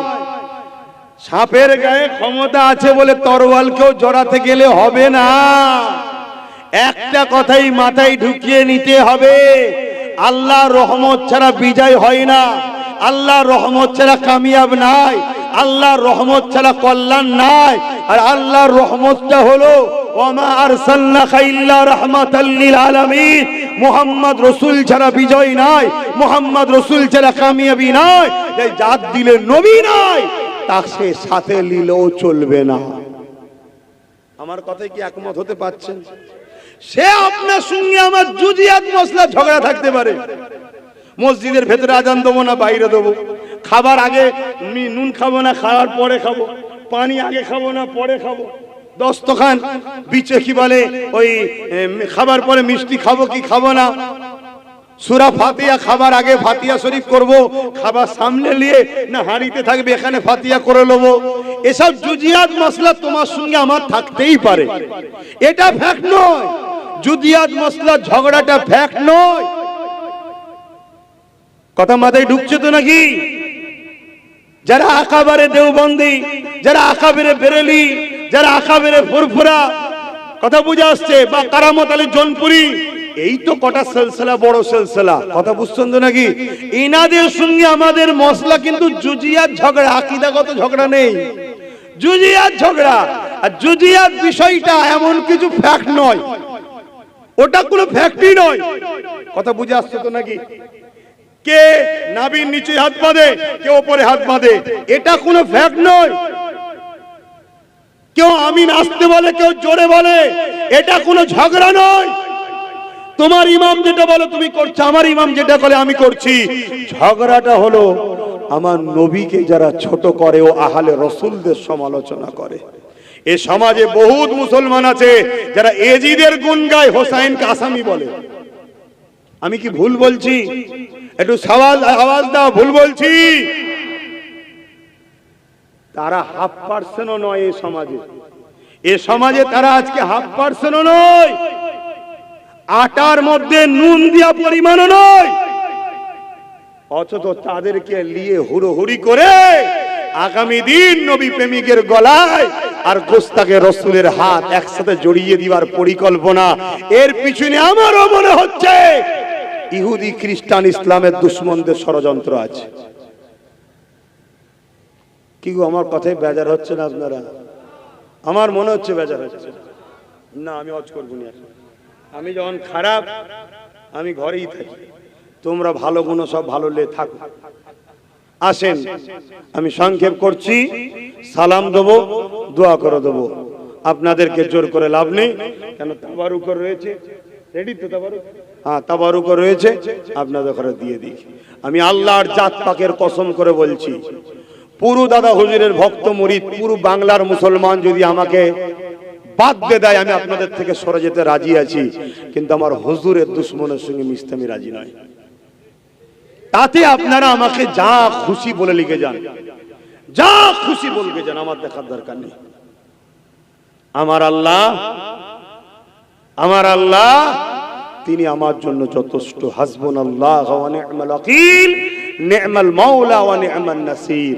আসুন আমরা সকলে একটু সালাত ও সালাম পড়ব। ইয়া নবী সালাম।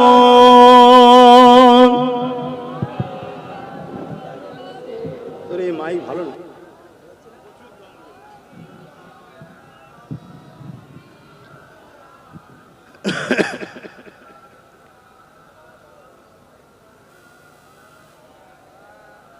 এই যে সালাম দাঁড়িয়ে দিয়া বসে দেওয়া, এটা নিয়ে কিন্তু আমাদের কোনো ঝগড়া নয়, খুব মাথায় ঢুকাবে। যদি কেউ বসে দেয়, কখনো আমরা তাদেরকে কি ছোট বড় কিছু বলেছি? এক কথা বলুন। আমার দাদা হুজুর আমাদেরকে শিখিয়েছে, বাবা কেউ যদি বসে সালাম দেয় তার সঙ্গে ঝগড়া করবে না বাবা, এটা প্রেম আদবের ব্যাপার। আমি দাঁড়িয়ে দিই, তোমরা দাঁড়িয়ে দেবে। তাহলে কেউ যদি বসে দেয় তাদের বিরুদ্ধে কিন্তু আমরা কোনো ফতোয়া বলুন দিই না। তাহলে এটা নিয়ে আমাদের ঝগড়া নয়। ঝগড়াটা কোথায়?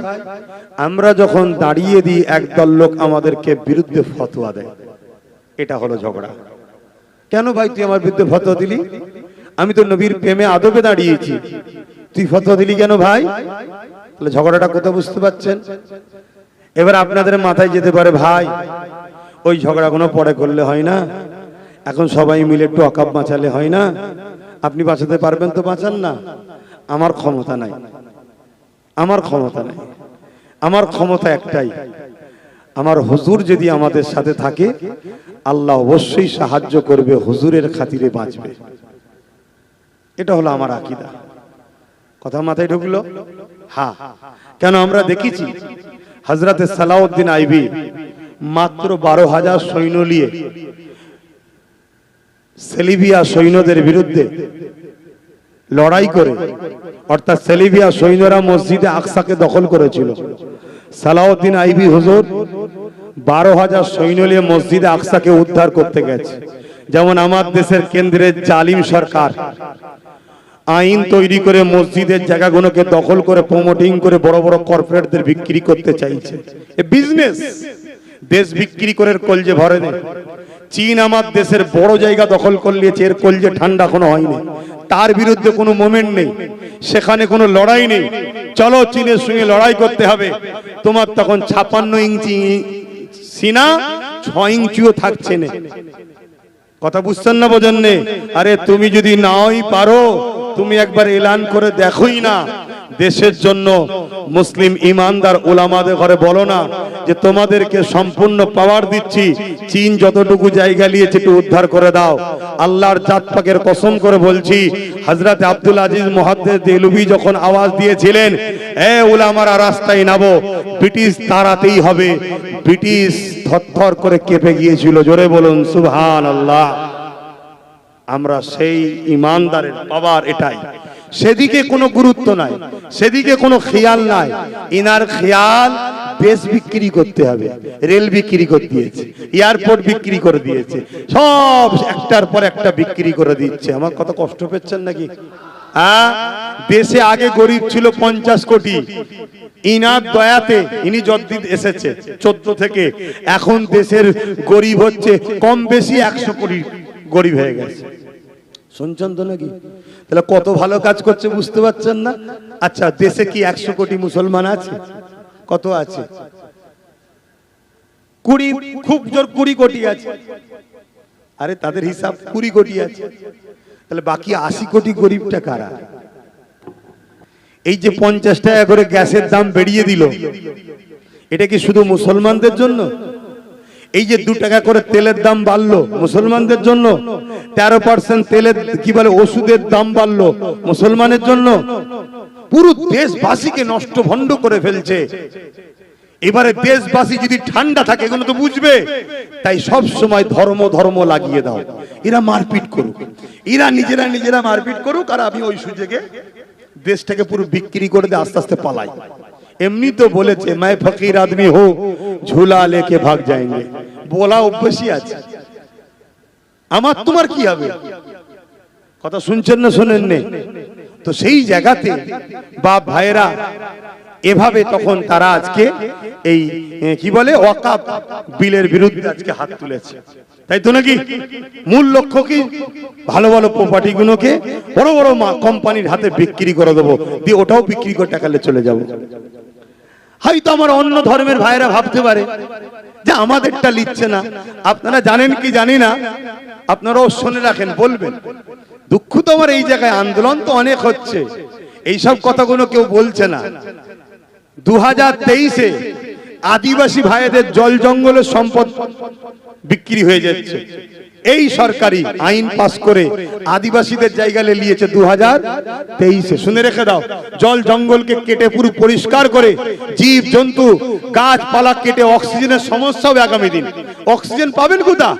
এই তো হায়দ্রাবাদে 400 একর জমি, মানে 1200 বিঘে গাছ কেটে জীব জন্তু কেটে সেখানে বড় বড় কোম্পানির হাতে জায়গা চলে যাচ্ছে। তাহলে 2025-এ মুসলমানদের ওয়াকাফ, এরপরে আসছে শিখ ভাইদের নেবে, তাদেরও আমাদের মতো সম্পদ আছে, খ্রিস্টানদের নেবে, তাদেরও আছে। শুনে রেখে দেন, সব থেকে বেশি যে সম্পদটা আছে হিন্দু ভাইদের দৌবত্য সম্পদ। ইসলামী ভাষায় ওয়াকফ, সংস্কৃতি ভাষায় হিন্দু ভাইদের দেওবত্য সম্পদ, ওটা তাদের সম্পদ, তাদের ধর্মের মানুষেরা দিয়ে গেছে, ওয়াকফ আমার ধর্মের মানুষরা দিয়ে গেছে।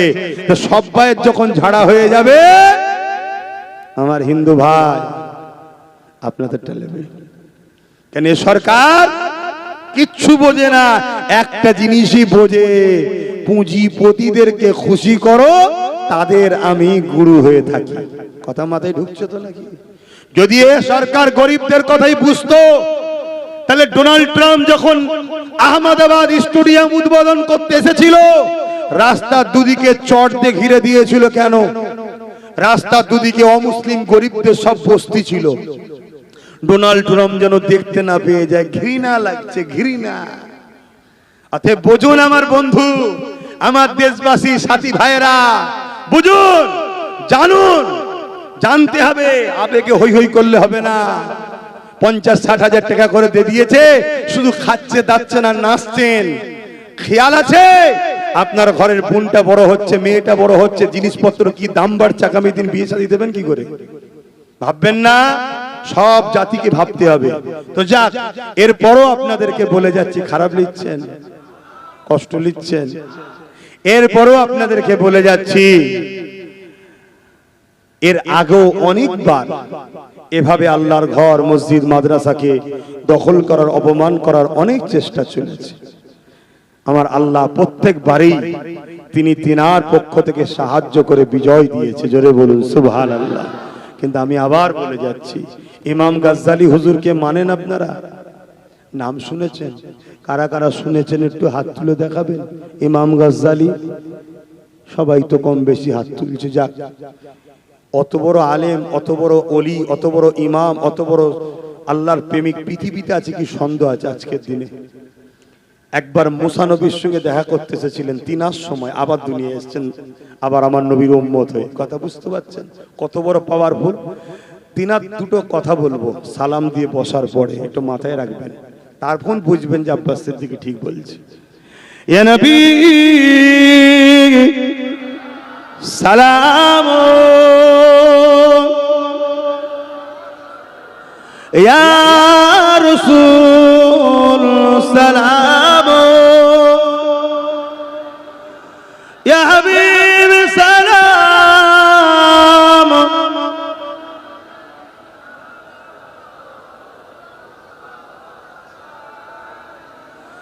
কঠিন হাসরের দিনে কি আছে মোদের কপালে,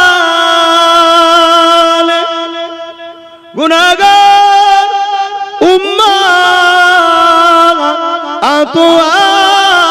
আপনার লইবেন সঙ্গে মাহশরে। নবী সালাম,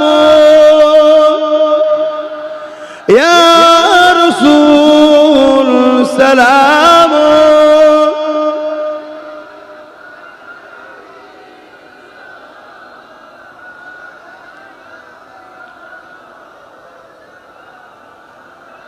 সকলে গায়ে গায়ে বসেন। বালাগাল উলা বিকামালিহি, কাসাবাত দুজা বিজামালিহি, হাসানাত জামিউ সালিহি, সাল্লু আলাইহি ওয়া আলিহি।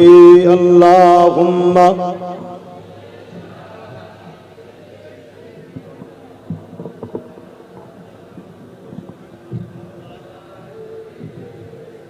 বাপজান, আমার দোয়া করব, মন দিয়ে একটা কথা শুনুন। ইমাম গাজ্জালি হুজুর বলছেন, শুনছেন? খুব জোর 5টা মিনিট সময় নেব, ডিস্টার্ব করবেন না। ইমাম গাজ্জালি হুজুর বলছেন, আমার নবীর উম্মত উম্মতিরা, আমার নবীর উম্মত উম্মতিরা, যদি বালা মুসিবত বিপদ আপদের সম্মুখীন হয়ে যাও, মনে রাখবে এই বিপদ বালা আসার কারণ হলো তোমাদের অন্তর থেকে নবীর প্রেম ও আদব কমে গেছে, তাই আল্লাহ তোমাদের উপরে নারাজ হয়ে জালিম পাঠিয়েছে, বালা পাঠিয়েছে। বুঝতে পারছেন তো নাকি? বলুন, কেন্দ্রে যে বসে আছে বালা নয়, বড় বালা। আমি ভুল বলছি নাকি? এর কারণটা কি? ইমাম গাজ্জালি হুজুর বলছেন, তোমাদের অন্তর থেকে আল্লাহ রসুলের মহব্বত কমেছে না কমেনি? খেয়াল করে দেখবেন, আমার কথা পেয়ে যাবে। ইমাম গাজ্জালি হুজুর আরো বলছেন, যখন সমাজের মানুষ আমার নবীকে ওপেন বিয়াদবি করবে, ছোট বড় কথা বলবে, আর নবীর উম্মত দাবিদাররা যদি খামোশ হয়ে থাকে, তার উপযুক্ত যদি বিচার না করতে পারে, আমি ইমাম গাজ্জালি বলে যাচ্ছি, মনে রাখবে ওই উম্মতের বেটি, মেয়েরা, মায়েরা, স্ত্রীরা বাজারে নিলামে বিক্রি হবে। আপনি ভাবেন কি করে হতে পারে? আমরা কখনো করব? কে বলেছেন আপনারা করবেন? আপনাদেরকে কতল করে আপনাদের মেয়েগুলোকে বাজারে বিক্রি করা হবে। শুনছেন না শোনেন না? তাহলে আব্বাস সিদ্দিকী কত কড়া জায়গায় দাঁড়িয়ে আছে, বুঝতে পারছেন? এজন্যই বলেছিলাম চেয়ারের একটা পায়া দরকার।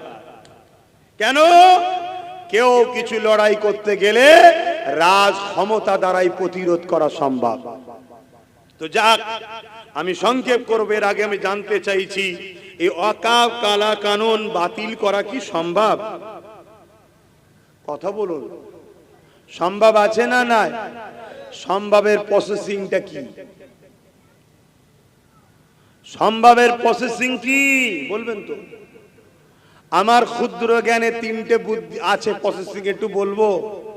কারা কারা শুনতে চান একটু হাত তুলে দেখাবেন। হাত নামান। নাম্বার 1, মন দিয়ে শুনবেন। নাম্বার 1, মাথা গরম করলে হবে না। রক্তের জোর দেখাচ্ছ, রক্তের। অনেকে ভাবছে দিদি তো আমাদের সাথে আছে। দিদি আছে। মুর্শিদাবাদে 80% মুসলমান। দিদির পুলিশ আর আধা সামরিক বাহিনী নামে চপ্পলওয়ালা, কারা জানি না, বাড়ি বাড়ি ঢুকে সাইজ করে ফেলছে। শুনছেন না শোনেন না? হ্যাঁ, ভুল যদি বলি, দিদির হাতে তো পাওয়ার আছে, তুলে যেতে পার না। তোদের সঙ্গে তো ভালো খাতির আছে, বল। শুনছেন তো নাকি? একদম ধব্বাস ছাড়া দ্বিতীয় কিচ্ছু নয়। অনেক হয়তো বুক বড় হাসালে বসে আছে, আমাদের টেনশন নেই। টেনশন নেই, পাগলামি করুনি, মন দিয়ে শোনো। নাম্বার 1, আইন যখন কোনো জিনিস হয়ে যায়, এ ওয়াকফ কালা কানুন হয়ে গেছে, এটা কোনো বিল আর নেই, আইন হয়ে গেছে। এই আইনকে রুখতে গেলে আইনের অস্ত্র দিয়ে কাটতে হবে। এই আইনের অস্ত্র হচ্ছে, লোকসভার বড় আইন হলো, দেশের সর্বোচ্চ আদালত হলো সুপ্রিম কোর্ট। সেখানে গিয়ে মামলা করতে হবে, সেখানে গিয়ে দরবার করতে হবে। আমি জানতে চাই, যারা চিল্লাচ্ছেন, আমি ভালো কথা, আপনারা চিল্লেছেন ঠিক আছে, আইনি মামলা করছেন, মামলা করছেন। আপনারা যদি করতে নাও পারেন, যিনি আপনাদেরকে বলেছিল বিজেপির হাত থেকে বাঁচাবো, তিনি কি মামলা করেছে? একটু হ্যাঁ কি না বলবেন না? আল্লাহ কি মুখে জবান বন্ধ করে দিয়েছে? তাহলে একটু হ্যাঁ কি না বলেন। রাজ্যের সিএম মামলা করেছে। একটা সাধারণ মানুষ মামলা করা আর রাজ্যের সিএম মামলা করা এক না আলাদা? তিনি তো বলেছিল আমাকে সাপোর্ট করো, আমি বিজেপির হাত থেকে রুখবো, বলেছে না বলেন? তাহলে আজকে মামলা করছে, তাহলে সত্য বলেছিল না মিথ্যা? তাহলে আগামী দিন যে বলছে আমার রাজ্যে লাগু হতে দেবো না, এটা সত্য না মিথ্যা? একদম ঢপ দিচ্ছে, একদম গর্তই ফেলে শুধু মাথাটুকু বাদ দিয়ে রাখবে, তারপরে দেখবেন বিজেপি এসে মাথায় পাতে ঢুকিয়ে দিয়েছে, সেই জায়গায় লিখিতে চাইছে। তাহলে 1 নম্বর পন্থা কি ভাই? আইনের অস্ত্র দিয়ে কাটতে হবে। যাকে গাল দিয়েছিল এই মুসলমানরা, সেই নবী বংশের আওলাদ, সেই চিপচিপে রুগা ছেলেটা, এনআরসির কেসও যে করেছিল, এনআরসি এখনো রুকে আছে, কেস হয়ে আছে, লাগু করতে পারছে না, এখনো কেস হয়ে আছে। সেই বাংলার পক্ষ থেকে সেই রুগা চিপচিপে ছেলেটা, নবী বংশের ছেলে, দাদা হুজুরের আওলাদ নওশাদ সিদ্দিকী গিয়ে সুপ্রিম কোর্টে এই ওয়াকফ কালা কানুন বাতিল করার জন্য কিন্তু কেস করেছে। আর কেসের ফল কি হয়েছে? সুপ্রিম কোর্ট রায় দিয়েছে যে আইন পুরাতন ছিল এখন থাকবে, এই আইন নতুন লাগু করা যাবে না। প্রত্যেকটা অঙ্গ রাজ্যের কাছ থেকে তথ্য চেয়েছে, আপনাদের মতামত কি বলুন। প্রত্যেকটা অঙ্গের রাজ্যের ওয়াকফ যারা দায়িত্বে আছে তাদের মত চেয়েছে, আপনাদের পরামর্শ কি বলুন। এখন বলুন, আমার রাজ্য যদি সত্যি না চায় তাহলে এনারও তো পরামর্শ দিতে হবে যে না আমরা চাই না। তা চাই না যখন সুপ্রিম কোর্টকে জানাতে হবে, তো জানাবার পন্থা হলো কেস। 8টা রাজ্য যেমন কেস করেছে যে আমরা চাই না, কিছু মাথায় ঢুকছে। আর যারা চায় তারা কেস করবে না। তা বেশিরভাগ লোক যদি বলে কেস করব না, বেশিরভাগ রাজ্য সিএমরা, তাহলে সুপ্রিম কোর্ট কি ভাববে? তাহলে এতে কোনো উপকার আছে তাই চাইছে। এক কথা বুঝছেন না, বোঝেন না? তাহলে একটা হলো আইনের অস্ত্র দিয়ে কাটতে হবে। আচ্ছা একটুখানি ভাবাচ্ছি, ভাবুন তো, নওশাদের সাথে যদি আরো গোটা 40 থাকতো তাহলে আরো 40টা কেস বাড়তো না কমতো?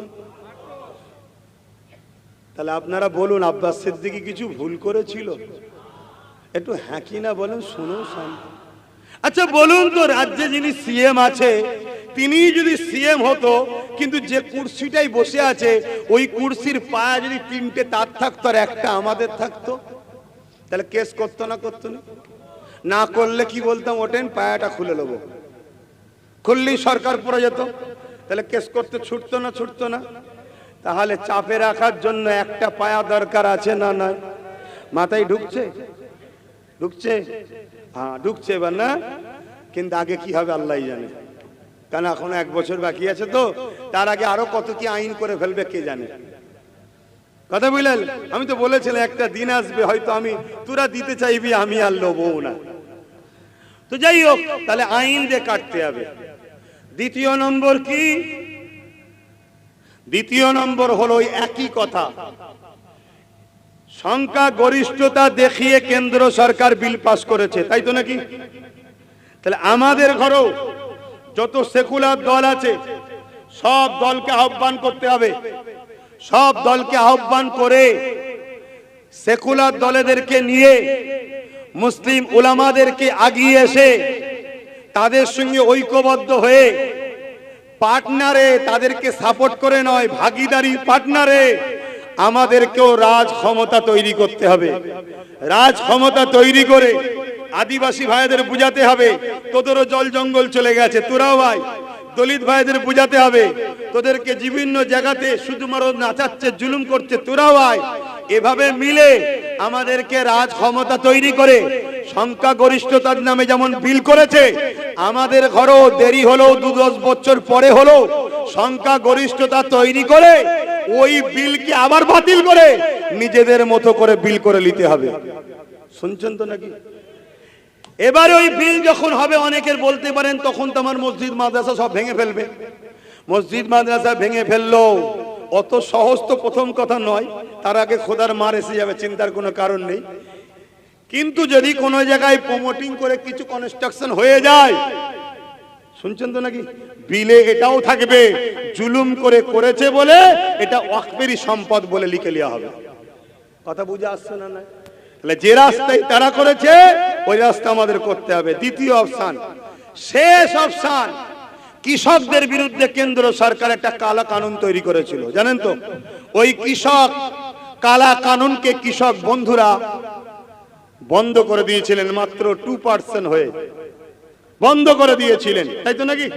এটা সবাই বলছে যে আমাদের ঘরেও করতে হবে, কিন্তু একটা জিনিস লুকিয়ে রেখেছে, এটা বলছে না। কি বলছে না? কৃষকরা সাকসেসফুল হওয়ার পিছনে পাঞ্জাব সরকারের হাত ছিল। পাঞ্জাব সরকার কৃষকদের বলেছিল আন্দোলন চালিয়ে যাও।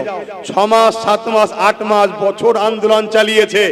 তাদের থাকা, খাওয়া, তেল, গাড়ি ভাড়া সব দিয়েছে। এমনকি কেউ যদি মারা যায়, পাঞ্জাব সরকার বলেছে তাদেরকে অর্থ দেবো, তাই তারা গেনার হয়েছিল, কারণ রাজশক্তির মোকাবেলায় আরাজ রাজশক্তি পিছনে ছিল। শুনছেন তো নাকি?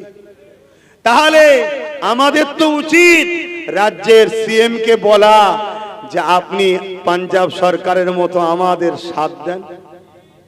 এ বলা দরকার আছে না? উনি সাথ তো দিয়েছেন কি দিচ্ছেন না আপনারা বুঝুন। কিন্তু আমি এটা দেখতে পাচ্ছি ওয়াকাব আন্দোলন মুর্শিদাবাদে করলো, মুর্শিদাবাদের মধ্যে পুলিশ গাড়ি ঢুকিয়ে উড়ো ফায়ার করিয়ে নিরীহ মুসলমানগুলোকে কি অমানবিকভাবে অত্যাচার করে কেস কামারি দিয়ে উভয় ধর্মের মানুষের ঘর বাড়ি ভেঙে, মন্দির ভেঙে, মসজিদ ভেঙে মহল একটা খারাপ করে দিল, যাতে আন্দোলন আর করতে না পারে। শুনছেন? ঠিক তেমনই এই বাংলাতে যারা শাসকের গুণ গাইবে তারা আন্দোলন করছে, কোনো সমস্যা নেই। যখনই ভাঙড় থেকে লাখো মানুষ বেরিয়ে এসছে, বাসন্তী, জীবনতলা, ক্যানিং ওই দিক থেকে যখন আসছে, তাদেরকে রাস্তায় আটকে রাজ্য সরকারের পুলিশের ইউনিফর্মে চপ্পল পলা গুন্ডার ব্যবহার করে নিরীহ মানুষগুলোকে মেরে হাজার হাজার হাজার ছেলের নামে মিথ্যা মিথ্যা কেস দিয়েছে, যাতে করে আন্দোলন সংগঠিত না হয়। এখন আমার ভয় হচ্ছে এই আন্দোলন বাংলায় করতে দিচ্ছে না কেন? কেন বলল দিল্লি যে আন্দোলন করো? এটা বুঝতে হবে না? হবে না? আমার তো মনে হচ্ছে সেটিং এর ব্যাপার। ওপর থেকে হয়তো কেউ বলেছে, সেটা মোদি হতে পারে, অমিত শাহ হতে পারে, বা নাগপুর থেকে হতে পারে, বলেছে এই সিবিআই পাঠায়নি বলে জানো, ভুলে যায়নি, আন্দোলন বন্ধ কর। শুনছেন তো নাকি? তাহলে বলুন, এই জায়গায় আন্দোলন কি বন্ধ করে দেবেন? কেসের ভয়ে আন্দোলন বন্ধ করে দেবেন? পুলিশের নির্মম অত্যাচারের ভয়ে, পুলিশের দেশে গুন্ডাদের জুলুমের ভয়ে আপনারা কি আন্দোলন বন্ধ করে দেবেন? কেন? পুলিশ বুট পরে ভাই, চপ্পল পরে পিটছে। আধা সামরিক বাহিনী বুট পরে চপ্পল পরে পিটছে। কি ব্যাপার এগুলো? এগুলো কারা? শুনছেন না শোনেন না? তাহলে আন্দোলন কি বন্ধ হয়ে যাবে? আন্দোলন আরো হবে, তবে সংবিধানকে মান্যতা দিয়ে, গণতন্ত্রকে মান্যতা দিয়ে। সংবিধান বিরোধী আইন তৈরি হয়েছে, সংবিধানকে বাঁচাবার জন্য আন্দোলন। সর্বধর্মের মানুষ সংগঠিত করুন, সবাইকে বুঝান, বুঝিয়ে সবাই মিলে আন্দোলন করুন। নিরীহ মানুষের কোনো অসুবিধে না করে আন্দোলন করুন। কথা শুনছেন? এ সমাজে আন্দোলন হচ্ছে, প্রত্যেকটা আন্দোলনকে আব্বাস সিদ্দিকীর সাপোর্ট আছে, রয়েছে, আগামী দিন থাকবে। শুধু দুটো আন্দোলনকে আমার সাপোর্ট নয়, ওপেন বলে যাচ্ছি। শুনছেন তো নাকি? না আমাকে জড়াবার তো অনেক রকম পরিকল্পনা চলছে না। দুটো আন্দোলনকে আমার সাপোর্ট নয়। নাম্বার ওয়ান, যে আন্দোলনের নামে দেশের সম্পদ লুট হবে, দেশের সম্পদের ক্ষতি হবে, সংবিধান বিরোধী হবে, গণতন্ত্র দেশে অন্য ধর্মের মানুষের অসুবিধে হবে, সমাজ বিরোধী হবে কাজ হবে, ওই আন্দোলনকে আমার সাপোর্ট নাই। দ্বিতীয় কোন আন্দোলন সাপোর্ট নাই? যে আন্দোলনের আলোচনাতে রাজ্য সরকারকে কেস করার জন্য চাপ দেওয়া হচ্ছে না, যে আন্দোলনের মিটিং এতে কেন 3টে এমপি ভোট দিল না জিজ্ঞাসা করা হচ্ছে না, যে আন্দোলনের মিটিং এ এমএলএ এমপি রাজ্য সরকারের গিয়ে কেস করো, রাজ্যে নিন্দা বিল পাস করে বিধানসভাতে এ আইনের বিরুদ্ধে আইন তৈরি করে বিল পাস করো, এই আলোচনা যে মিটিং এ হচ্ছে না, ওই মিটিং কে আমার সাপোর্ট নাই। আপনারা কি অখুশি? অখুশি কেন? কেন অখুশি হবেন? আপনারা কি জানেন এর তথ্য? জানেন? বলুন। কেন্দ্রে যে বিল করছে তার মধ্যে একটা অপশন রেখেছে, ওই অপশনটা হলো এই ওয়াকাফ কমিটির মধ্যে অমুসলিমদেরকে ঢুকানো হবে। শুনছেন? এটা কেন লেগিয়েছে? এটাকে দেখিয়ে অমুসলিম ভাইদের সঙ্গে মুসলমানদের একটা ডিভাইড তৈরি করবে। কি রকম? যেই বলবে অমুসলিমকে রাখা হবে, আমরা মুসলমান কি বলবো, ভাই অমুসলিমকে রাখা যাবে না, তখন কেন্দ্র সরকার বলবে দেখেছিস তোরা এদেরকে ভাই বলিস, এরা তোদেরকে রাখছে না। শুনছেন তো নাকি? কিন্তু আপনারা জানেন না, দেওবত্ত সম্পত্তিতে তাদের রেজুলিউশন করা আছে, কোন অহিন্দু মানে হিন্দু যে নয় সে ওই বোর্ডে থাকতে পারবে না, তাদের রেজুলিউশন করা আছে। শুনছেন তো নাকি? খ্রিস্টানদের রেজুলিউশন আছে, খ্রিস্টানই শুধু থাকবে, অন্য ধর্মের লোক থাকতে পারবে না। পাঞ্জাবিদের রেজুলিউশন আছে, তারাই থাকবে, অন্য ধর্মের লোক থাকতে পারবে না। পুরীতে যে মন্দির আছে ওই মন্দিরের রেজুলিউশন আছে, হিন্দু ছাড়া অন্য কেউ থাকতে পারবে না। কি বলে তিরুপতি মন্দির, কেদারনাথ মন্দির, আমার হিন্দু ভাইদের বিশ্বাস সেটা, তাদের রেজুলিউশন করা আছে। কি বলে অন্য কোন ধর্মের লোক তাতে থাকতে পারবে না, শুধুমাত্র হিন্দু থাকবে। আমি জানি তারা ঠিকই করছে, তাদের ধর্মীয় বিশ্বাস তাদের থাকবে, ঠিক না বেটি? ঠিক তেমনি ওয়াকাবেরও রেজুলিউশন করা আছে, মুসলমানই শুধু থাকবে, অমুসলিম থাকতে, জোরে বলুন। তাহলে কেন্দ্র সরকার এই যে অমুসলিমকে ঢুকাতে চাইছে, এটা নাই করছে না অন্যায় করছে? তাহলে এর বিরুদ্ধে কথা বলতে হবে না, হবে না? শোনো, অন্যায়ের বিরুদ্ধে যদি কথা না বলে, হয় হাত দিয়ে নাই, মুখ দিয়ে নাই, অন্তর থেকে ঘৃণা যদি না করে, তার মধ্যে ঈমান, আমার নবী বলছে ঈমান নাই। তাহলে কেন্দ্র সরকার যেটা করতে চাইছে নাই না অন্যায়? অমুসলিমকে ঢুকাতে চাইছে, অন্যায় তো? তাহলে এর বিরুদ্ধে করতে হবে না, হবে না? জোরে বলে। সে যেই হোক, ওয়াকাফের ভেতরে অমুসলিম ঢুকালে তার বিরোধী করার দরকার আছে না নাই? যদি বিরোধী না করে, রাসূলের হাদিস অনুযায়ী অন্যায় যে বিরোধী করবে না তার মধ্যে ঈমান থাকবে না। কথা শুনছেন তো নাকি? তাহলে যেই এই অন্যায় করবে তার বিরোধীর দরকার আছে না নাই? হাত তুলে আল্লাহকে সাক্ষী দিয়ে বলেন বিরোধীর দরকার আছে না নাই? দিল থেকে বলছেন না মুখ থেকে? দিল থেকে না মুখ থেকে? হাত না বান। তাহলে অমুসলিম যে ঢুকাবে তার বিরোধী করতে হবে, তাই তো নাকি? 2025-এ কেন্দ্র সরকার আইন করছে অমুসলিম ঢুকাবে, তাই তো নাকি? একটু হ্যাঁ কিনা সারা দেন। তাহলে 2024-এ রাজ্য সরকার পশ্চিম বাংলার ওয়াকাফ বোর্ডে দুজন হিন্দুকে ঢুকিয়েছে, এর প্রতিবাদটা কে করবে বলুন? আর কথা নেই কেন? কথা বলেন, ঈমান চলে যাবে। কথা সারা দেন। এর প্রতিবাদের দরকার আছে না নাই? দরকার আছে না নাই? হাত তুলে আল্লাহকে সাক্ষী দিয়ে বলুন দরকার আছে না নাই? দরকার আছে না নাই? দরকার আছে না নাই? তাহলে বিজেপি থেকে 1 বছর আগে রাজ্য সরকার অমুসলিমকে ঢুকিয়ে দিয়েছে ওয়াকাফ বোর্ডে। এই শুনছেন? কিন্তু আপনারা জানেন না কেন? আপনাদের ঘরে মোল্লা মৌলী সাহেবরা বলেনি কেন? রাজ্যের মোল্লা মৌলী সাহেবের বড় অংশকে দিদি কিনে রেখেছে। আমার বিষয়ে বলবি না, তা বলবি শুধু বিজেপির বিরুদ্ধে বলবি, আর মোল্লারা যাতে ভয়ে আমার কোলে থাকে। শুনছেন তো নাকি? ওসব নওসাদ টওসাদ চলবে না, শুধু আমার কোলে রাখবি। শুনছেন? মাথায় ঢুকছে? তাহলে আব্বাস সিদ্দিকী ওর বিরোধী যেমন করছে, এ যে অন্যায় করেছে এর বিরুদ্ধে বলবে না? এজন্যে বাপ আমার সবার সঙ্গে মতের মিল হচ্ছে না, তাই আমি সবার সাথে নাই। যারা অন্যায়ের প্রতিবাদ করবে, ওখানেও যে ভুল করেছে বলবে, এখানেও যে ভুল হয়েছে বলবে, তাদের প্রোগ্রামকে আমি সাপোর্ট করছি। যারা ওর বিরোধী করবে আর এর গুণগান গাইবে, তার সাথে আমি নেই। আমার কথায় কে কে কষ্ট পেলেন একটু হাত তুলে দেখাবেন। আপনারা কষ্ট পেয়েছেন না? ওই মুরব্বীটা হাত তুলেছে, কষ্ট পেয়েছেন? হ্যাঁ, তাহলে এতক্ষণ ধরে ওয়াজটা কি এইভাবে শোনেন না তো? হ্যাঁ, কষ্ট পেয়েছেন সত্যি? আপা বলেন, আমি কিছু ভুল বললাম? আমাদের ওয়াকাফ মসজিদ, মাদ্রাসা, কবরস্থান, ঈদগাহ, সেখানে অমুসলিম ঢুকানো কি উচিত হয়েছে রাজ্যের সিএম? প্রমাণ নেবেন? প্রমাণ? হ্যাঁ, এই প্রমাণ নেবেন? আমার কাছে ফটোকপি রয়েছে, শুনছেন? আমার কাছে ফটোকপি একদম জলজল করে রয়েছে, চিন্তার কোনো কারণ নেই। সব পুরো রেখে কাজ করতে হয়। এই দেখেন, এখানে কেউ আছে পড়তে পারবে ইংলিশ? কেউ থাকে তো আসেন, পড়ে দেখুন। দুটো নাম পুরো দাগ দিয়া দেখুন। পশ্চিমবঙ্গ সরকার কি করেছে দেখুন, অলরেডি অমুসলিমকে ঢুকিয়ে দিয়েছে। এটা বিজেপি ঢুকাবার জন্য আইন করেছে 2025-এ, আর 24-এ তার 1 বছর আগে ঢুকিয়ে দিয়েছে। লাভ।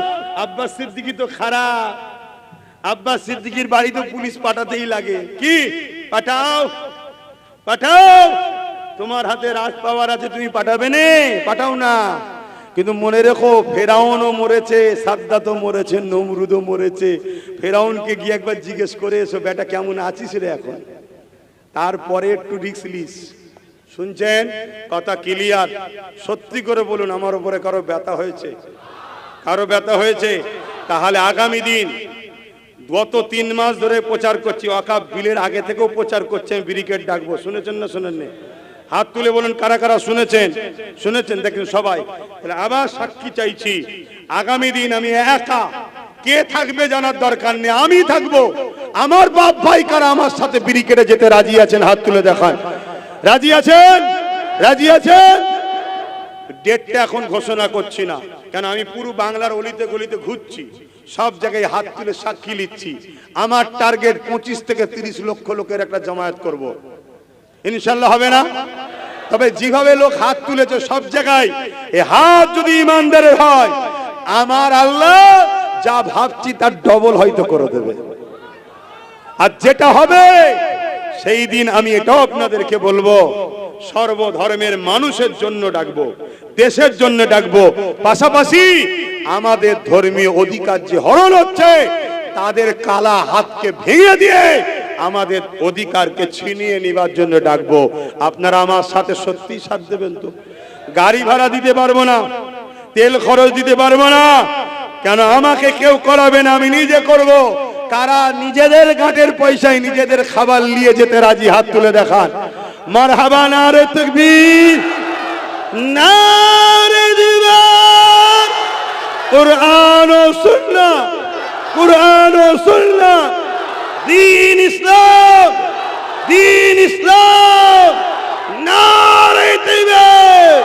ভারতবর্ষের সংবিধান, ভারতবর্ষের সংবিধান, ভারতবর্ষের সর্বধর্মের মানুষের ঐক্য, নারে দিবে। মনে থাকবে বাপজান আমার, দোয়া করব। তার আগে আমি জানতে চাইছি, আমি ভুল করছি না তো? ভুল করছি না তো? তাহলে আগামী দিনে একটা পায়ার প্রয়োজন আছে না? না, এটা মাথায় রাখবেন। বাকি জায়গায় যাকে দরদ যদি হয় বা ইনাকে যদি দরদ হয় সে আলাদা কথা, কিন্তু ছেড়ে দিউনি। সব ছেড়ে দিলে বলবে দিল্লি যা, সব ছেড়ে দিলে বলবে দিল্লি যা। আর ধরে রাখো, বলবেন না না ঠিক আছে তোর সাথে আমি আছি, যা বলবো তাই শুনবে। শুনছেন তো নাকি আমার ইমাম সাহেব, মৌলানা সাহেব? ভাইরা, বাপের ভাইরা, ভুল বুঝবেন না, আগিয়ে আসুন, আগিয়ে আসুন। আমি কথা সংক্ষেপ করছি। আগামী দিন এই আন্দোলন যেখানে যেখানে হবে, বললাম যারা সত্যি হকাবের জন্য আন্দোলন করছে তাদের সাপোর্ট আমি রয়েছি। আর যেখানে শুধুমাত্র একজনের তেল মাখানো হবে আর একজনের বিরোধী করা হবে, আমি সেখানে নাই। ভুল করছি, ভুল করছি, ভুল করছি, তওবা করবো। আসো, বিসমিল্লাহির রহমানির রহিম।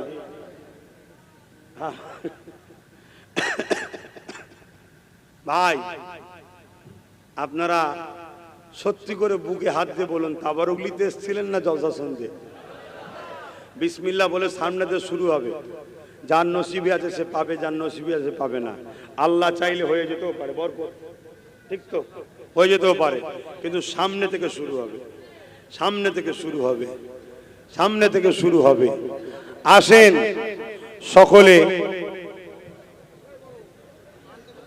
ও, এই লোকগুলোকে লাইন দেওয়া যাবে? এই লোকগুলো লাইন হতেন মসজিদের ওখানে চলে যাবে, পাড়ায় চলে যাবে। একটু যাবার ব্যবস্থা করে দেন, একটু যাবার ব্যবস্থা করে দেন, আর ভলেন্টিয়ার বেশি করে দেন। সামনে দিক থেকে দিয়া শুরু করো, আবার উগলিয়ে চলে আসো। আরে তাড়াতাড়ি দাও, আমার আবার উগের পরে দোয়া করে বলছে। কত বেজে গেছে তোমার খেয়াল আছে? শুনছেন আমার ভাইরা? তাহলে আমি ব্রিগেডের ডেটটা কি ঘোষণা করলাম? তাহলে কেউ যদি আগামী দিন মিথ্যা ভাবে ঘোষণা করে দেয়, তার জন্য একটা নম্বর দিচ্ছি, রাখবেন না? কি গো, রাখবেন তো নাকি? দুটো নম্বর দিচ্ছি, জেনে নেবেন। নাম্বার দুটো নোট করুন। 98, এই শুনছেন? 98305982। আবার বলছি 9830825982। আরেকটা নাম্বার দিচ্ছি 9046396050। আবার বলছি 9046396050। একটা শেষ কথা, চারিদিকে অনেক আন্দোলন হচ্ছে, ওই আন্দোলনের মধ্যে একটা অংশকে সাপোর্ট করছি না করিনি? এই সাপোর্ট করছি না করিনি? করছি। যারা আহলে সুন্নাত ওয়াল জামাতের ছেলে, আপনারা ওই আন্দোলনে যাবেন। এই শুনছেন তো নাকি? যাবেন, কিন্তু আমার একটা শর্ত শোনেন। যদি কেউ আমার সংগঠনের পতাকা নিয়ে আন্দোলনে গেছেন দেখতে যদি পাই, তার বিরুদ্ধে আইনত পর্যন্ত ব্যবস্থা নেব। তাহলে কি করবেন? দেশের সংবিধান ও দেশের সংবিধান বিরোধী যখন আইন হয়েছে তার বিরুদ্ধে যখন যাচ্ছেন, দেশের পতাকাকে নিয়ে যাবেন। ঠিক না ঠিক? সবাই দেশের পতাকাকে জল জল করে উড়াবেন, ভারতের পতাকাকে উড়াবেন, গর্ব করে বলবেন এটা আমার দেশের পতাকা, এটা আমাদের অহংকার, এটা আমাদের গর্ব, এটা আমাদের দেশের পতাকা। ঠিক না ঠিক গো? তাই সব দেশের পতাকা নিয়ে যাবেন। মাথায় থাকবে, মাথায় থাকবে। সেদিন নওশাদ দেখেছিল সব দেশের পতাকা, ওর দলেরও পতাকা নাই, তারপরও কি পিটা পিটলো কেন বলেন তো? রাজ্য সরকার দেখছে এগুলো তো দুধের গাই নয়, এরা তো আমার নয়, অতএব এদেরকে জুলুম কর। কথা বুঝে আসছে? দেন তাবারুক, দেন তাবারুক দেন। কথাগুলো মনে থাকবে তো নাকি? না